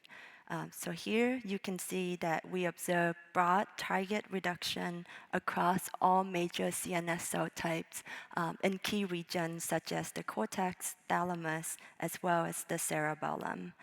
These data demonstrate that we can have broad antisense activity across all CNS cell types. We next ask if this would translate to non-human primates. So in this experiment, in non-human primates that were treated with either a PRNP targeting oligo or a mallet-1 oligo, we looked at the, again, target knockdowns using single nuclei sequencing, both in the cortex as well as deeper brain regions such as the caudate, and observed really broad target reduction across all major CNS cell types. These cross-species data demonstrated that antisense mechanism can translate from rodents to non-human primates and potentially to humans. We also wanted to look at the target engagement biomarker, which can be detected in the cerebrospinal fluids, or the CSF. So in this experiment, again, using the PNP targeting oligo, we can look at target knockdown both at the single cell levels as well as in the bulk tissue. And what you can see is the really nice correlation between the knockdown observed at the single cell as well as in the bulk tissue. And this is reflected in the tissue knockdown, both in the cortex as well as cerebellum, and which is mirror in the reduced level of PRP in the CSF. These data show us that we can use CSF biomarkers to monitor the antisense activity across CNS cell types in the clinic. A major hypothesis that is common among neurodegenerative diseases is the propagation of these proteinaceous protein aggregates from cell to cell.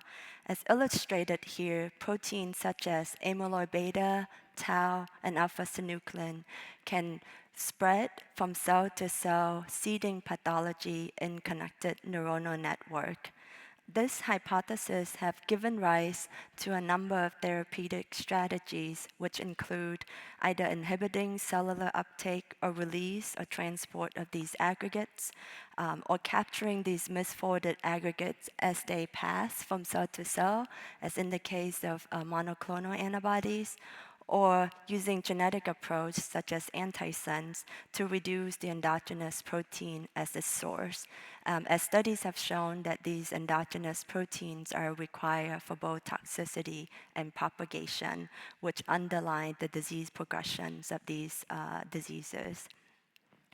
So I'm fortunate enough to be able to experiment this firsthand with both immunotherapy therapy approaches in my postdoc work, as well as the work that I've done at Ionis using antisense. So to model this pathology, we use a model called alpha-synuclein preformed fibrils, or PFF. So by adding these fibrils into either wild-type neurons, what happen is that the endogenous proteins are being recruited to form these insoluble pathologic aggregates as shown here. And in the mice, these aggregates also lead to progressive neuronal loss in the substantia nigra, and importantly, the knockout animals are protected from these aggregates and from the neuronal compromise. So in my postdoc work at Virginia Lee's lab at Penn, we employ immunotherapeutic approaches and really evaluated mechanism of how these antibodies work. So as shown here, the antibodies have to be able to recognize the pathological aggregates to be able to reduce the pathology. And these work really well in cell culture, but then when we applied it in vivo, we saw a modest effect of the antibody in reducing the pathologic alpha-synuclein aggregates. And then this is kind of the time when I left the lab and moved to San Diego with my husband. Unlike him, I actually didn't have a job lineup. And at the time, the neuroscience drug discovery, especially in the industry, was extremely difficult because I don't know if you remember, it's around 2013, many companies actually got out of neuroscience because of the failures in the amyloid antibody therapies from Elan Pharmaceuticals and Eli Lilly. So you can imagine my excitement when I saw the job posting at Ionis, and I thought, wow, this is really the dream job. So I apply, and really the rest is history because I'm still here and getting to do what I love. So at Ionis, I get to establish the model that I work in my postdoc, but to apply antisense therapy to. So in collaboration with Tracy Cole, a senior scientist at the time, and under the supervision of Holly Kordasevich, my boss, we show that ASO targeting SNCA, which is the gene encoded alpha-synuclein, can dose-dependently reduce the RNA, and this leads to a dose-dependent reduction of the pathologic alpha-synuclein aggregates in the animals, and importantly, control oligos that do not target the gene, do not have any impact on these pathology. What is even more compelling is when we started treatment after the pathology had established. And here we observe a reversal of these pathology when we initiated treatment late in the disease course. This demonstrated the power of antisense not only to prevent pathology from happening, but also reversing the pre-existing pathological aggregates. Moving beyond alpha-synuclein, we then apply this approach to the prion protein reduction for the treatment of prion diseases. And this work was done in close collaboration with Deb Cabin, Joe Amore, as well as Eric and Sonia from the Broad. Here we have a really lovely model where the mice were injected with RML prions. They undergo a clinically silent disease period and followed by neurological symptoms, and they succumb to fatal disease. Furthermore, the mice also recapitulate key pathology of disease, which includes spongiosis, deposition of the PRP protein, as well as cleosis. So this offers a really beautiful model for us to interrogate how ASO can be effective in this disease, and importantly, the window of treatment where we can have a benefit, because this is an extremely fast progressing disease. So we spend actually a tremendous amount of time to characterize the model in detail. As you can see, the mice have mortality by about 150 days after the RML inoculation as compared to non-inoculated mice. They also exhibit progressive prion-like symptoms, as well as a decline in motor function, cognitive function, as well as weight loss. And in these experiments, we also evaluated the level of plasma neurofilament. This is a marker of damage. And we were really pleased to see that this marker actually had risen sort of at around the 60 days after injection, which is months before the animals become symptomatic. So really using this marker, we can define the treatment period with the antisense oligonucleotides. So this is a key experiment that I share here. So here, starting the treatment at around 120 days after the RML prion inoculation, where you can appreciate there's a substantial elevation in this marker already. We show that by injecting the oligo at this period, and you can see that in the PBS injection with RML inoculation, the level continued to rise until the animal died of prion disease. And then in animals that were treated with 2 different dose level of the tool ASO, and this is targeting at around 40 to 60% of the mRNA suppression, we saw a really remarkable reversal of these neurofilament level, and this is kind of coincide with the time when we have max target reduction in the brain. And this corresponds to a concomitant extension in the survival of these animals. So we are advancing and evaluating these therapies in the clinic currently.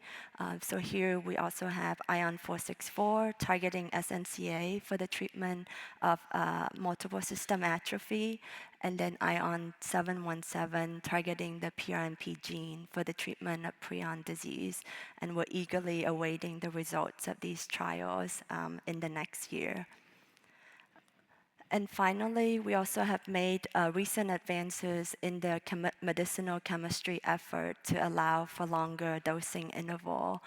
Shown here is our novel MSPA backbone, where we can place them as strategic positions in the gap or in even the wing to allow the molecule to be more resistant to metabolism. And what we saw is that this modification can extend duration of action in the CNS, as well as enhancing the stability of these molecules. So this potentially will allow for longer dosing interval in patient and allowing for long-term adherence for these treatments. So with that, I would like to thank the team at Ionis who contributed to this work, our long-term collaborators, and especially Sonia, who's in the audience today, and then all of you for your attention. Thank you.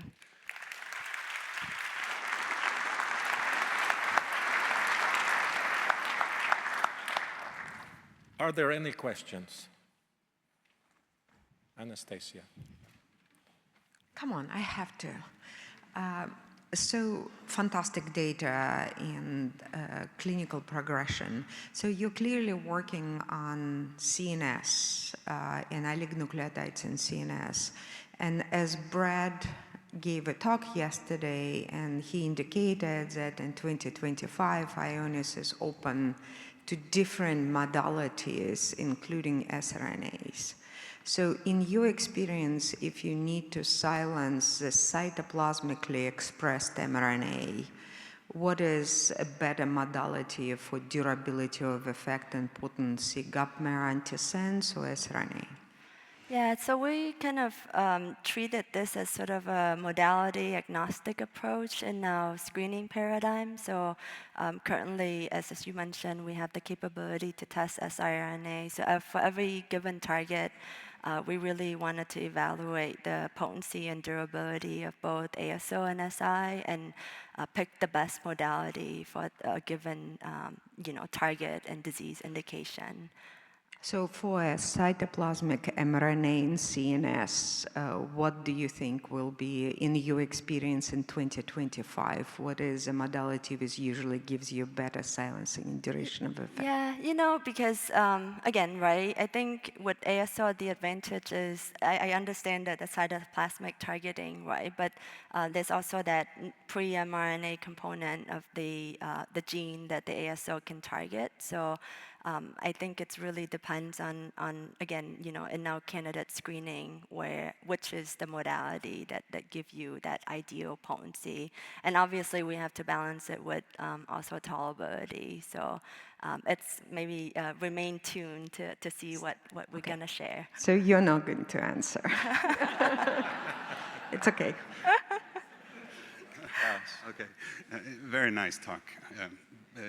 It's a little bit along the same line. I mean, in the early versions of this meeting, we always, or some of us said that neurons are better than other cell types in the brain. And your first couple of slides show that they're actually not the best necessarily. But how much is that because of you used MOE gapmers for that experiments? Do you know that? Or again, the question, has a similar study been done with siRNAs, for example? Or? Yeah, I know, Maybe Sonia knows here, right? Yeah, for siRNA, I don't know if I've seen sort of a single nuclei sequencing data, at least, but I think they do target neurons well, and at least in the papers that, for ASO, we did look at RNase H expression across the different cell types and really didn't see much difference. So that could not be sort of a factor, but it could be, we saw really good target suppression with microglia and astrocytes, and that's possibly because of their function normally in the CNS to, sort of scavenge and sort of take up compounds as a clearance mechanism. And yeah. So you more or less think that all cell types work with different chemistries and different modalities? Or? Well, yeah, so that's kind of where it goes back to the target-specific cell type. And I think SI definitely, at least from the published work, target neurons really well, but I'm not so sure about, other CNS cell types, such as oligodendrocytes and other cell types. Again, way back, we talked a lot about pinocytosis, which neurons are very good at. Yeah. So, We only have time for one more and a comment. A question and a comment. The methods, are sort of under development to do that comparison, and I would love to be able to do it.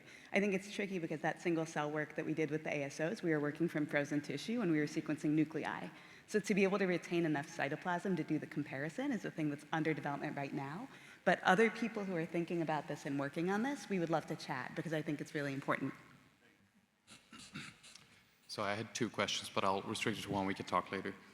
Sebastian ETH Zurich. I'm curious about the synuclein aggregates. What are the character of them, and how do you think the mechanism of your ASOs can clear reverse aggregates? Or do you think it's simply a turnover of aggregates and you're just preventing additional ones?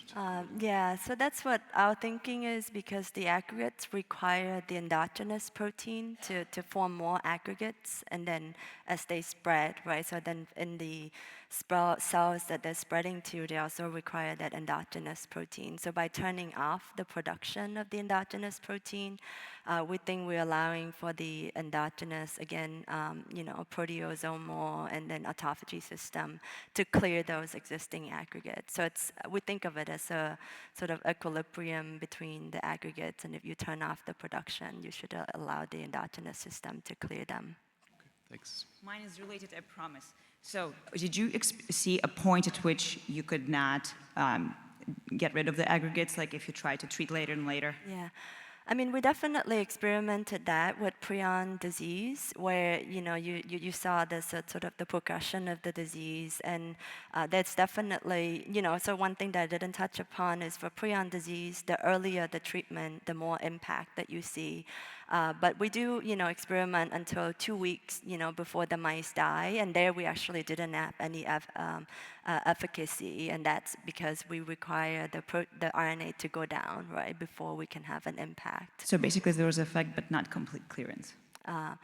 Yeah, so in that case, we didn't look at the aggregates per se, but just really looking at the survival of the animal, which is the functional endpoints that we care about. Okay, with that, I want to call Graham to present the award to Hien. Congratulations. Thank you. Thank you so much. Thank you.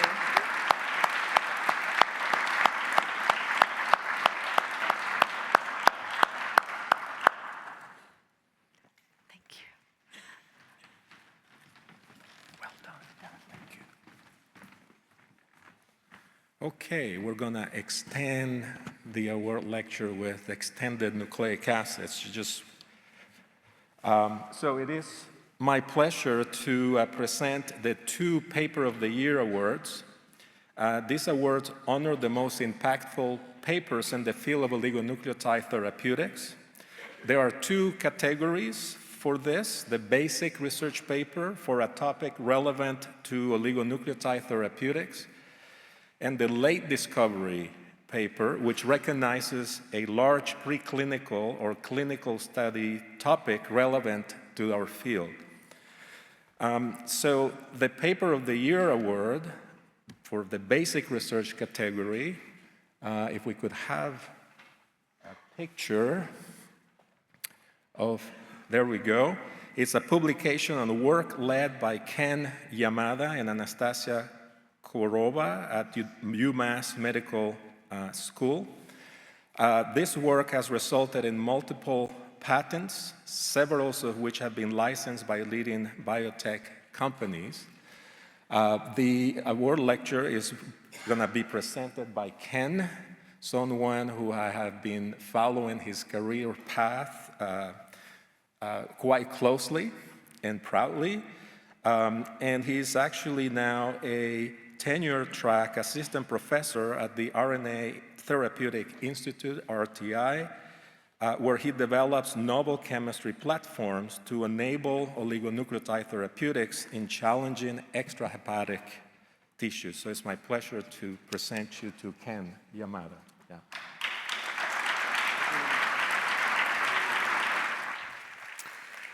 All right, so thank you very much for very kind introduction, Masad, and many thanks to OTS committees for the selection. It's a real honor. Thank you very much. But to be honest, it feels a little strange for me to be standing here, standing on this stage alone. There are 2 reasons for that. The first, I have never seen myself as a award talk type of chemist. So I used to be the one listening to the award talk, sometimes online, around the chemistry bench in the laboratory while setting up the experiment, observing nightmare TLC plate, sometimes curling up next to the NMR machine. In the midnight, try to make the sense of the results. And the second reason, this work would have never been possible without amazing people I worked with. They are my lab colleague, collaborators, and also my postdoc mentor, Anastasia. So again, it's quite not natural for me standing alone here on this stage, but I'd like to share this honor and recognition with all of them. So when I start gathering the slide deck for this talk and looking back on to our paper for extended nucleic acid, the first thing came up to my mind was how much trouble that these small substituent methyl and the medstrand group can cause, and also how much impact and potential they hold. Now, remarkably, the nature has already harnessed the power of this small substituent. As all of you know, when you looked at the post-modification of the DNA, chromatin, and also non-coding, coding RNA, nature utilizes such a small substituent to slightly modulate the local structure. So this small change makes a big impact in the cell, modulating the key regulatory mechanisms. So these are examples of the post-modification. So as you can see, so these are all methylated post-modification. If you include these derivative analogs of those modifications, there's now more than hundreds of modification patterns discovered to date. This is very remarkable. And when you looked at the history of nucleic acid chemistry, we are, of course, standing on the shoulder of giants. So molecule also evolved through the chemist's imagination and efforts.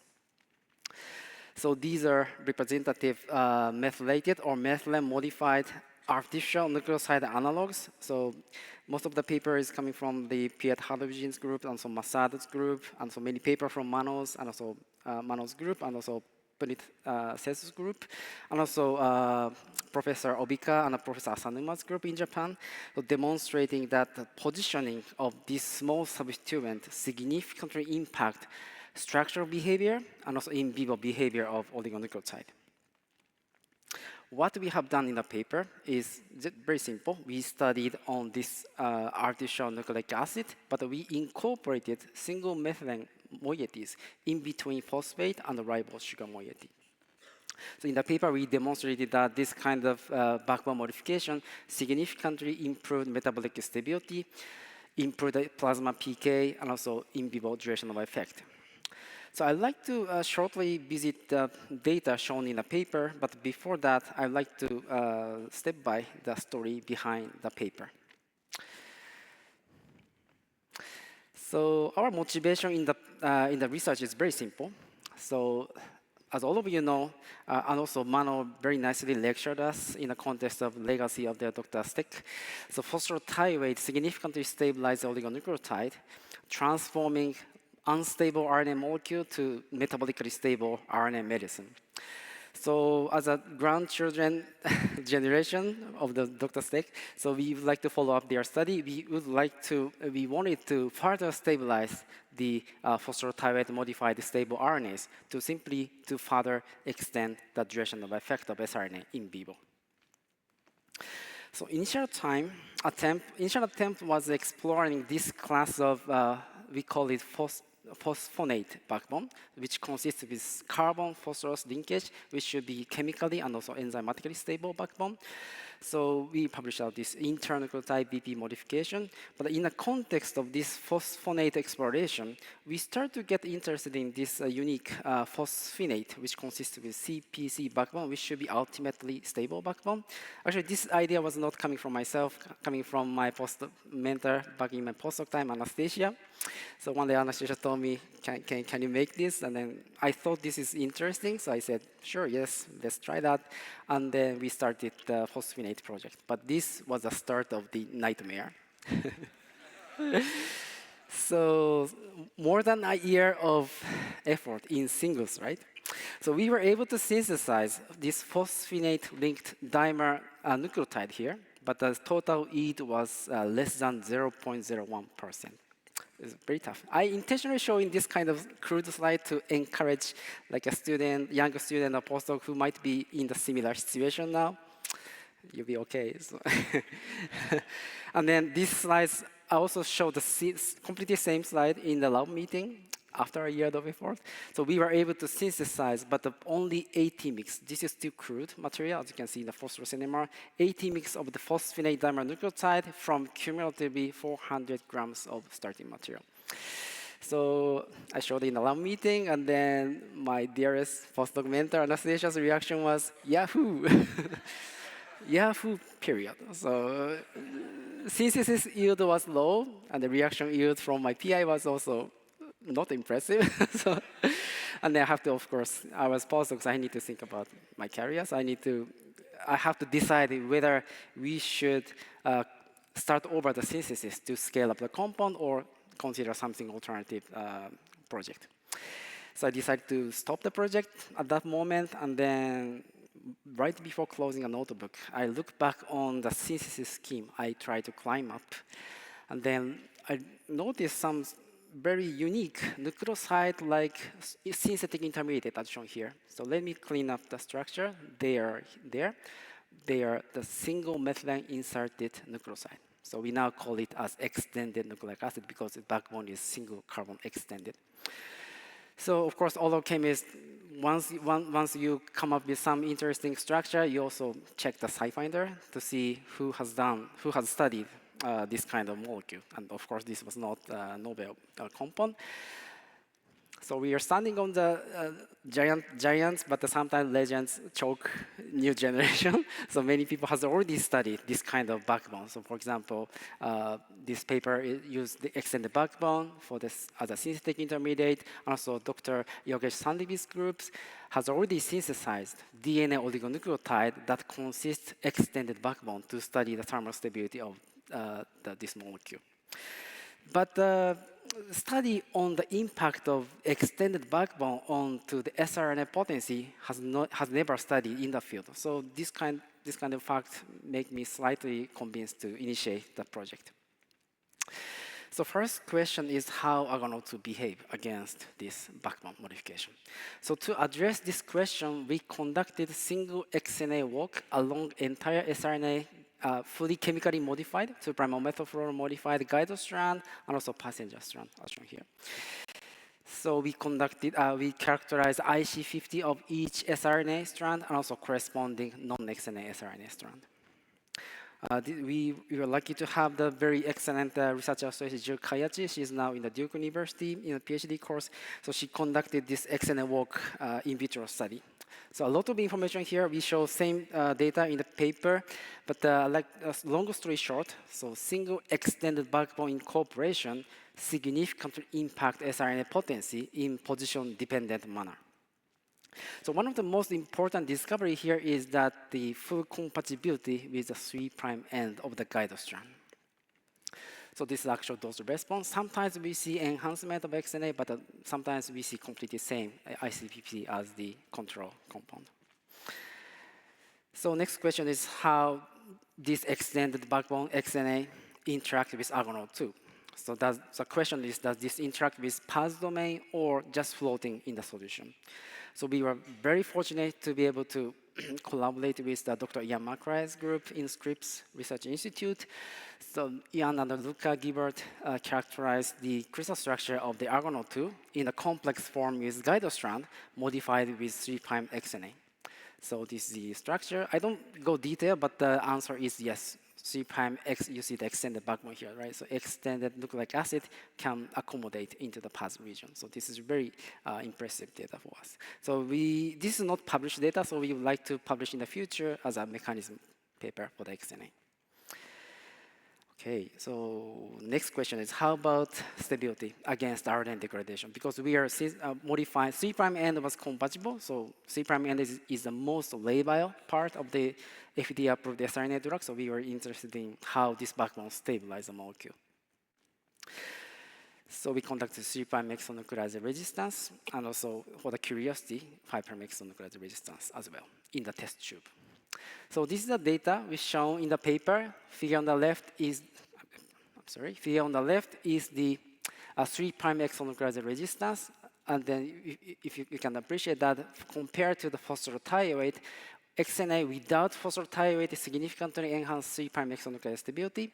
And one of the beauty of the XNA is that you can combine with other chemistry platforms such as phosphorothioate. So XNA PS synergistically stabilize the molecule against 3' exonuclease degradation.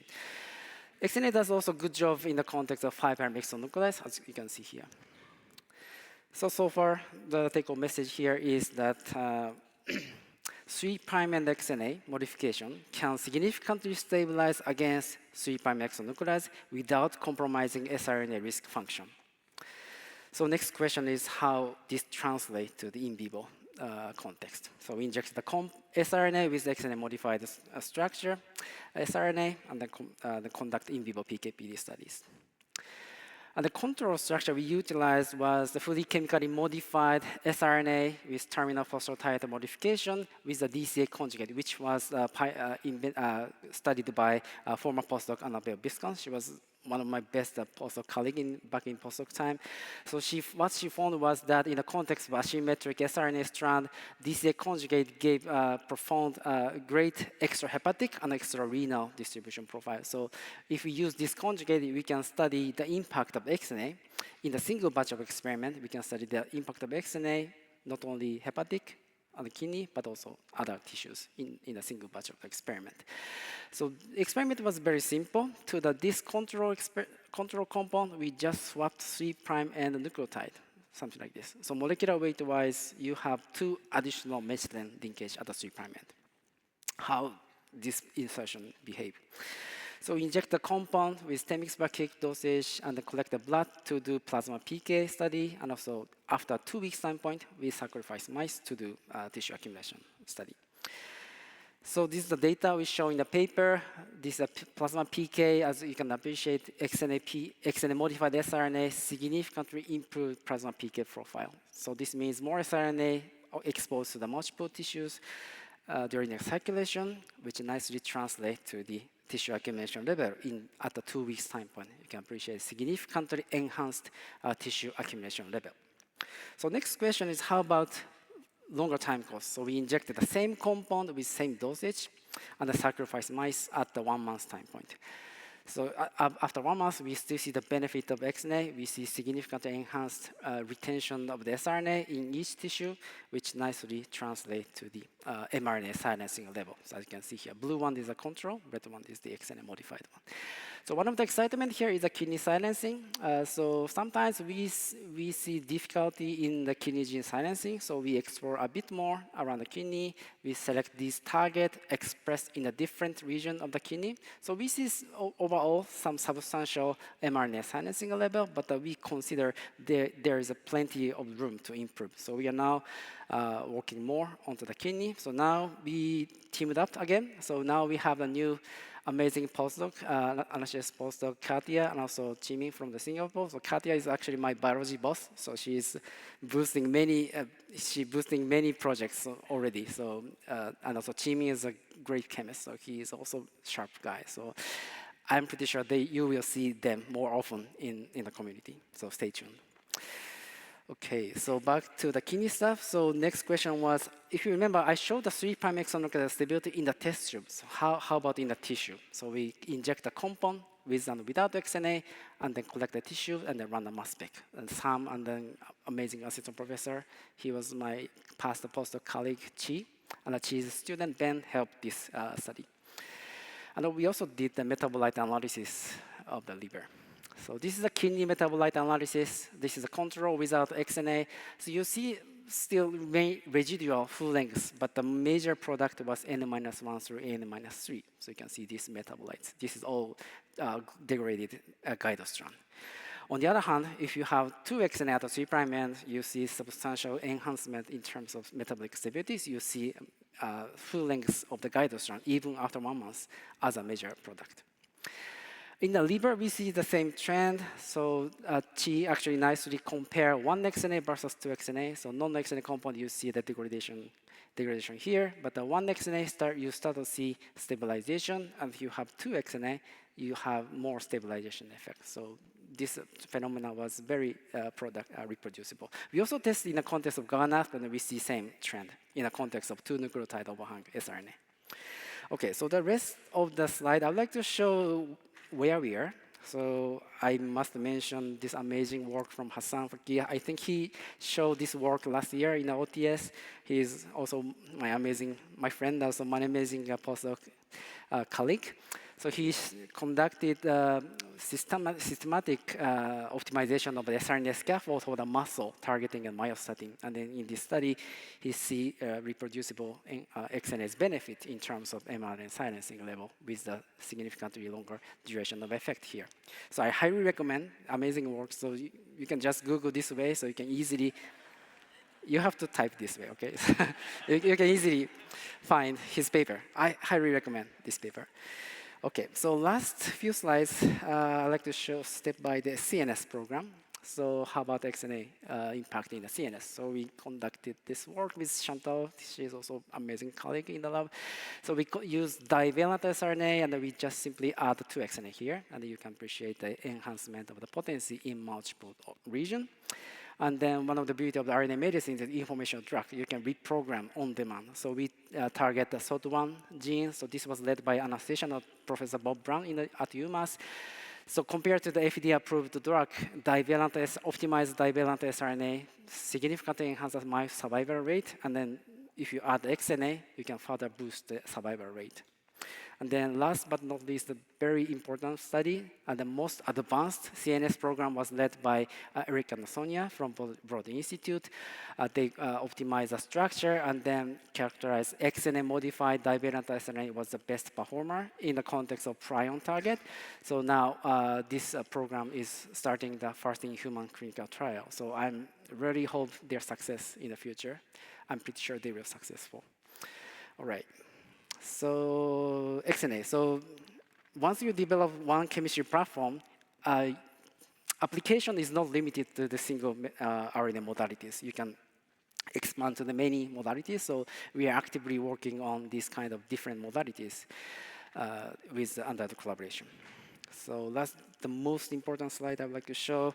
I'd like to thank everyone in the picture, particularly Anastasia, for long-term mentorship.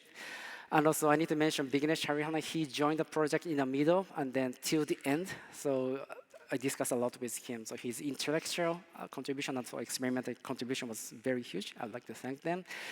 And also Hassan, Chi, and Sam helped us on PK study, and also Chantal. And also, I would like to shed a light on the old member. Actually, first XNA my study was done with Annabelle, Matt, and Bruno, and Chantal and Jill. So we explore a lot for these platforms. I'd like to thank them here. Okay, so with that, I'd like to thank everyone for your kind attention, and I'm happy to answer any of questions.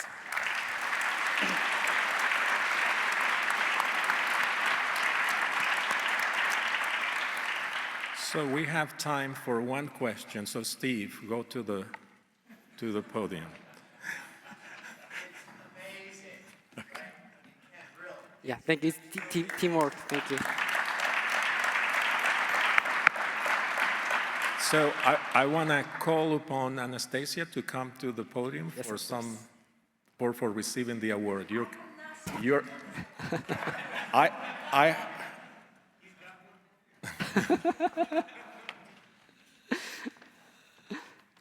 Sure.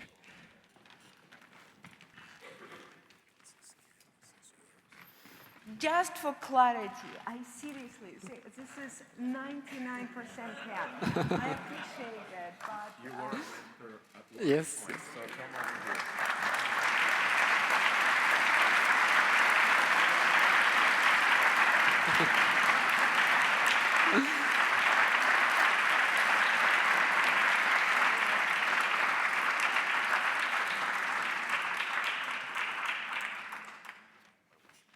Thank you so much. Thank you. Thank you so much.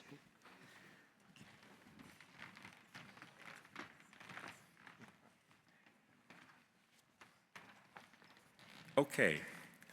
So it is my pleasure to introduce the Paper of the Year Award for the Late Discovery category. If we could have the slide there, it is being awarded to a work on conjugation to a transferrin receptor 1 binding bicycle peptide. And the award is going to be, the award lecture is going to be presented by Michele Carrer, who is Executive Director, Department of Neurology at Ionis Pharmaceuticals. I just have to point out this is a joint effort of Ionis and Bicycle Therapeutics to advance muscle-targeted oligonucleotide delivery approaches.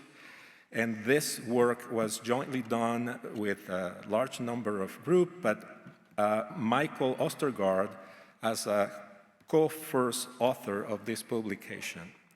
So it's my pleasure to introduce you to Dr. Carrer.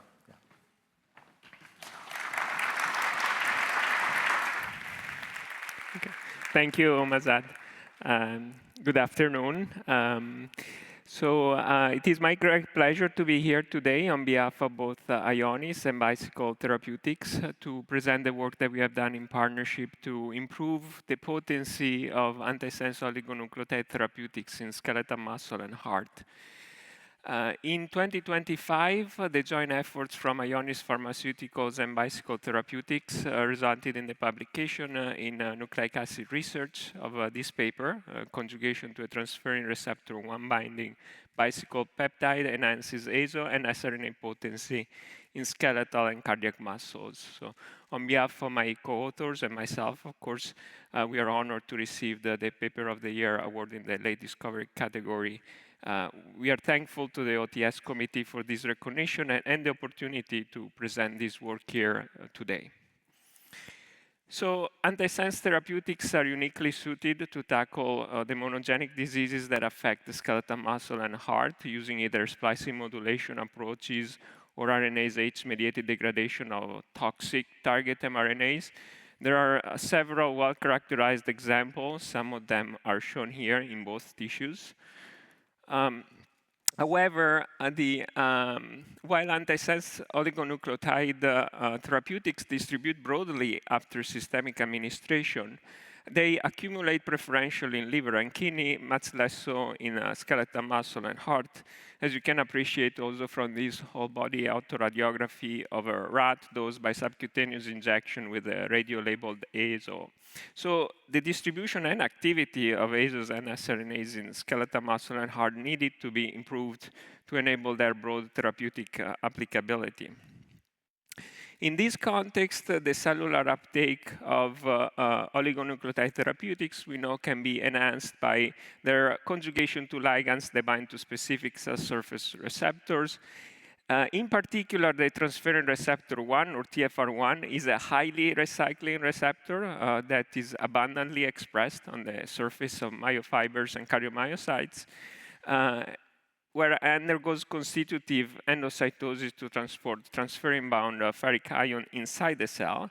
We and others have demonstrated that the activity of ASOs and siRNAs in skeletal and cardiac muscle cells can be greatly improved by their conjugation to ligands that bind with high affinity to the transferrin receptor 1.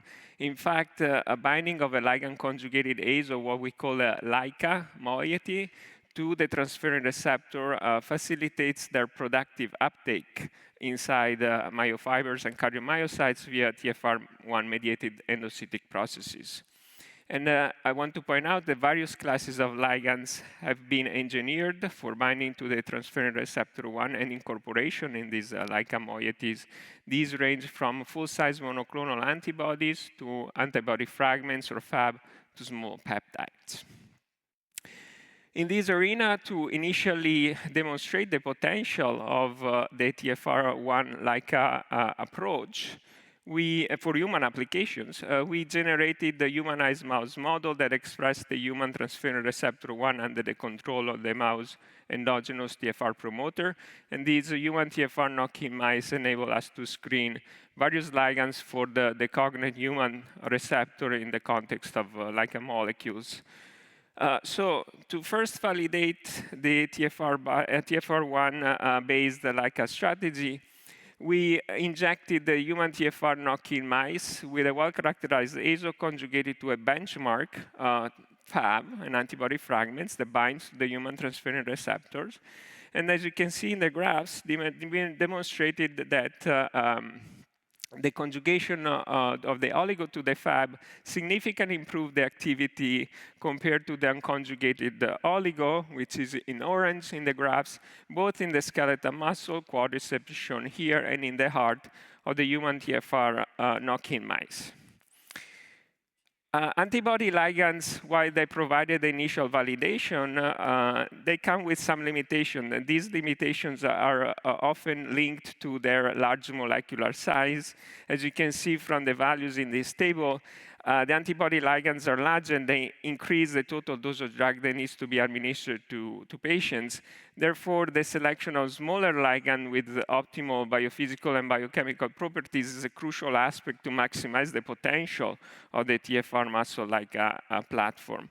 And under the premise, in 2021, Ionis partnered with Bicycle Therapeutics to further advance our LICA technology, leveraging the advantages that the small synthetic bicyclic peptides from Bicycle Therapeutics offered compared to the antibody-based ligands. Indeed, the Bicycle platform successfully combined phage display and peptide medicinal chemistry to identify ligands with very favorable drug-like attributes. In particular, the Bicycle ligands are chemically synthesized peptides of less than 2 kilodalton in size, and they can be efficiently screened to identify ligands that bind with a high specificity to the protein of interest, in our case, the human transferrin receptor 1. They also have low immunogenicity. Importantly, the Bicycle peptides are well-versed for conjugation to azos and sRNAs. Compared to antibody ligands, their small size enabled to lower the total dose of drug that needs to be administered to patients. So by really combining the antibody-like specificity of binding with the small drug-like scaffold, make these Bicycle peptides ideal candidates for incorporation into LICA molecules as ligands. So given that we set out to identify the best possible Bicycle peptide ligands for the human transferrin receptor 1, we adopted a rational peptide design guided by the crystal structure of the TFR Bicycle complexes. We also incorporated the addition of non-natural amino acids. And through these efforts, we were able to identify a series of Bicycle peptide ligands that binds to the human transferrin receptor 1 with the exquisite specificity and with a range of binding affinity, as you can see here in the table on the left. So to test this in vivo, we conjugated the 12 lead Bicycle peptide ligands with a well-characterized azo that targets the mouse dystrophia myotonica protein kinase, or the MPK. And we injected the azo Bicycle conjugates in the human TFR knock-in mice intravenously at 3.5 milligrams per kilograms. We also included in the experiment a group of mice dosed with the unconjugated azo, which is in orange, at 35 milligrams per kilogram, so 10 times higher. And as you can see from the graphs that reports the mouse DMPK target mRNA knockdown measured by qPCR, the Bicycle conjugation significantly improved the activity of the azo in skeletal muscle and in the heart.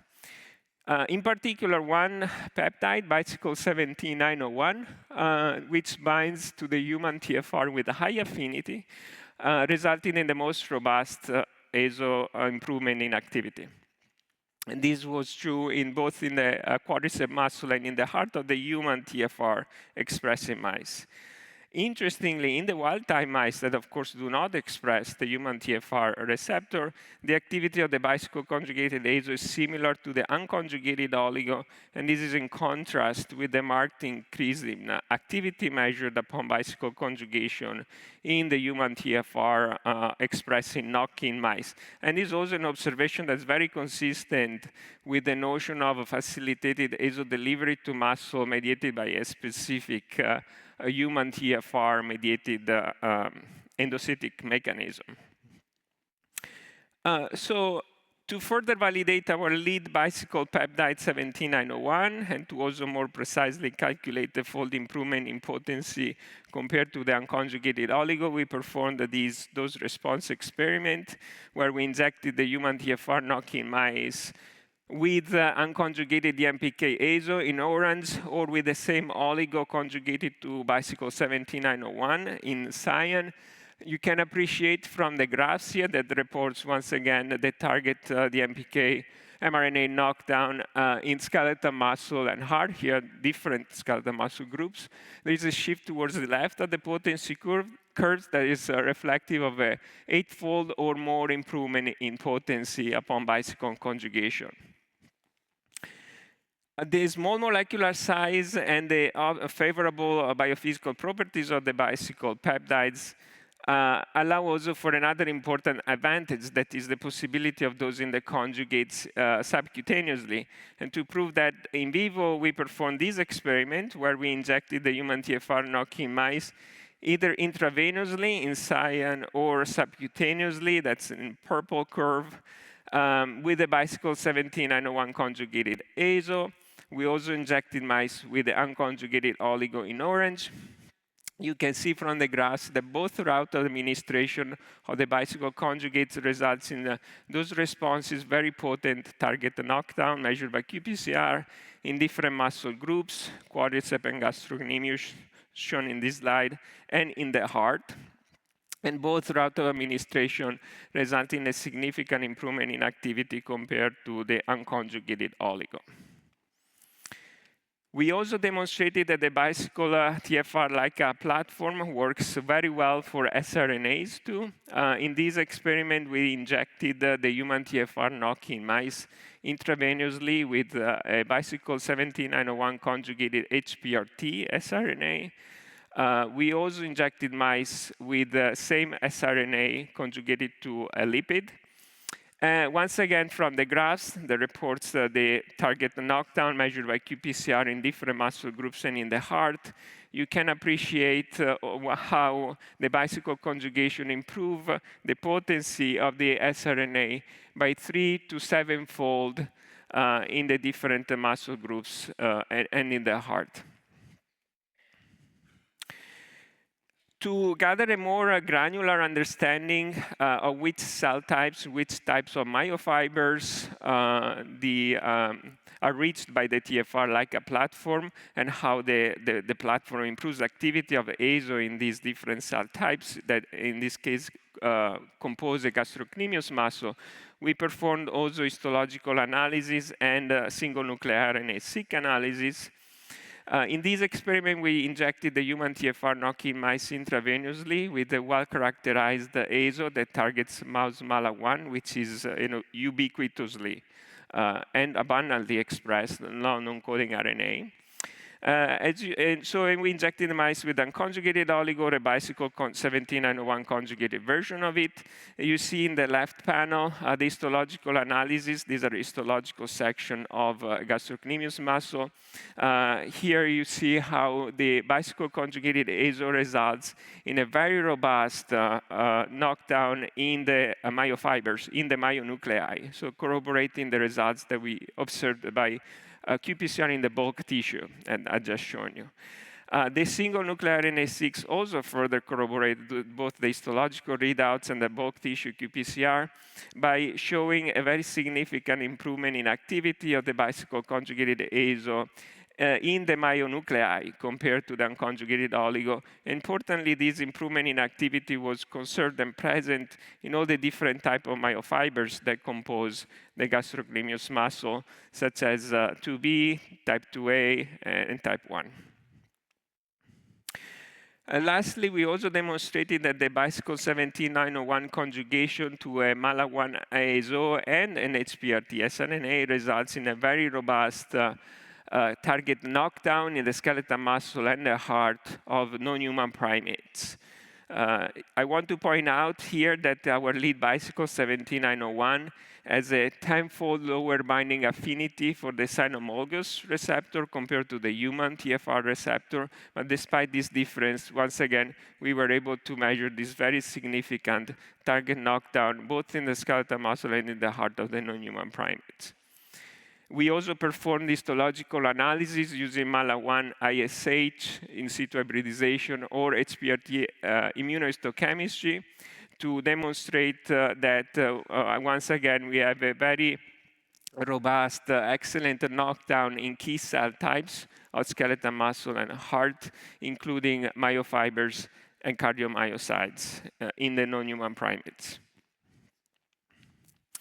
So in conclusion, we demonstrated that conjugation to a human TFR targeting bicycle ligand robustly improves the potency of azole and sRNA in skeletal and cardiac muscle of both human TFR expressed in mice and non-human primates. So this new targeted delivery approach that combines the antisense and the bicycle technology really now opens the door to potentially new medicines that can treat these devastating diseases that affect the skeletal muscle and heart. With that, I would like to acknowledge my very talented and brilliant co-authors, including Michael Ostergaard, and all the contributors from both Ionis and Bicycle teams. Thank you all for your attention. I'll be happy to take any question, and I look forward to also continue the discussion later here at the meeting with many of you.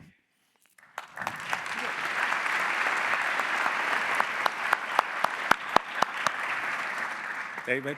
Thank you very much. That's a great talk. I'm going to put you on the spot. Moving forward, how do you see these bicycle conjugations fitting into the many options Ionis has for bringing forward clinical programs? What are the pros and cons, do you see? I think it fits very well. It's a versatile platform that works with all the different modalities. As Ian mentioned, we take an agnostic approach where we just evaluate the best molecules, whatever makes most sense. And the bicycle fits very well into that because it's very versatile. It works with all basically different chemistry that we tried. There are obvious and less obvious targets. There's a wealth of targets in the skeletal muscle and the heart. We heard a little bit about it from Adam Molek on Monday. So I think it is like a great marriage of the two technologies. I don't know if that answered the question. Yeah. Okay, so we have 8 people lining up and we only have 2 minutes left. So I want quick questions and quick answers, please. Yeah. Super quick question. So you, with the size in particular and antisense as well, single injection give you a long durability effect. All the data you presented, you're using 3 weekly injections. Why? That's pretty much what we started with, and we got stuck with it. We have tried also single injection, and that works too. And a lot has to do with the payload as well. But that's pretty much because we wanted to stick to a paradigm and have all our experiment done with that dosing regimen to compare across different experiments. Yeah, that's the simple reason for it. An absolutely tiny one. You presented that you get a much better efficacy with IV versus sub-Q, which is very untypical for antisense NSI. Can you comment? Yes. So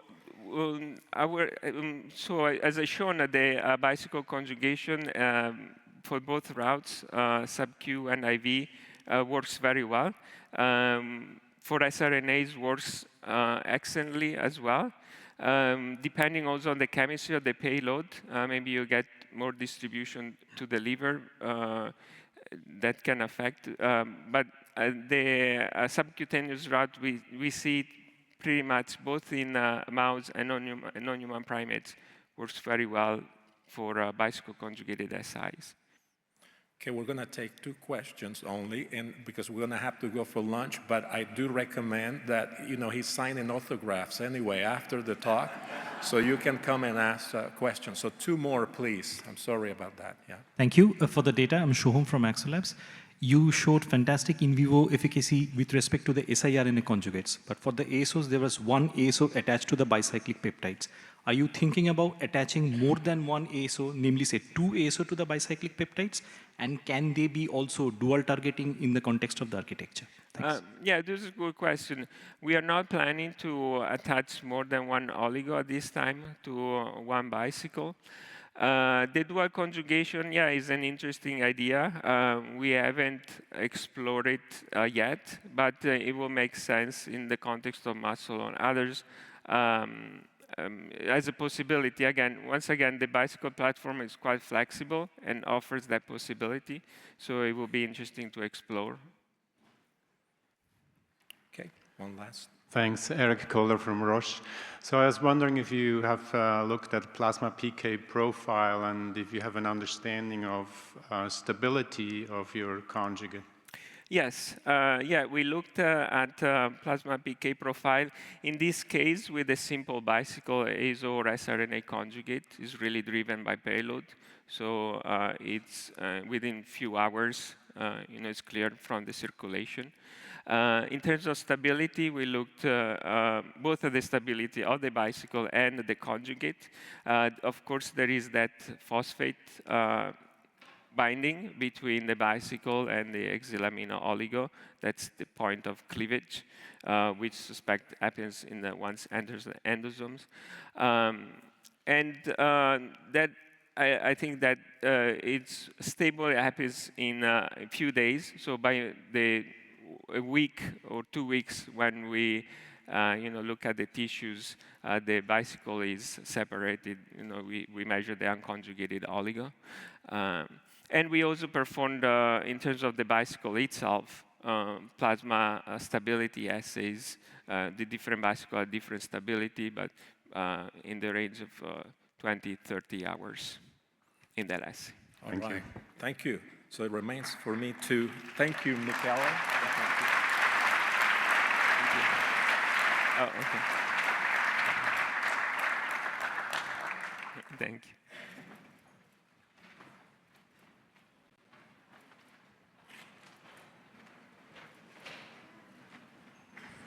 Thank you. All right, so we're going to come back here at 2:30, okay? Thank you very much.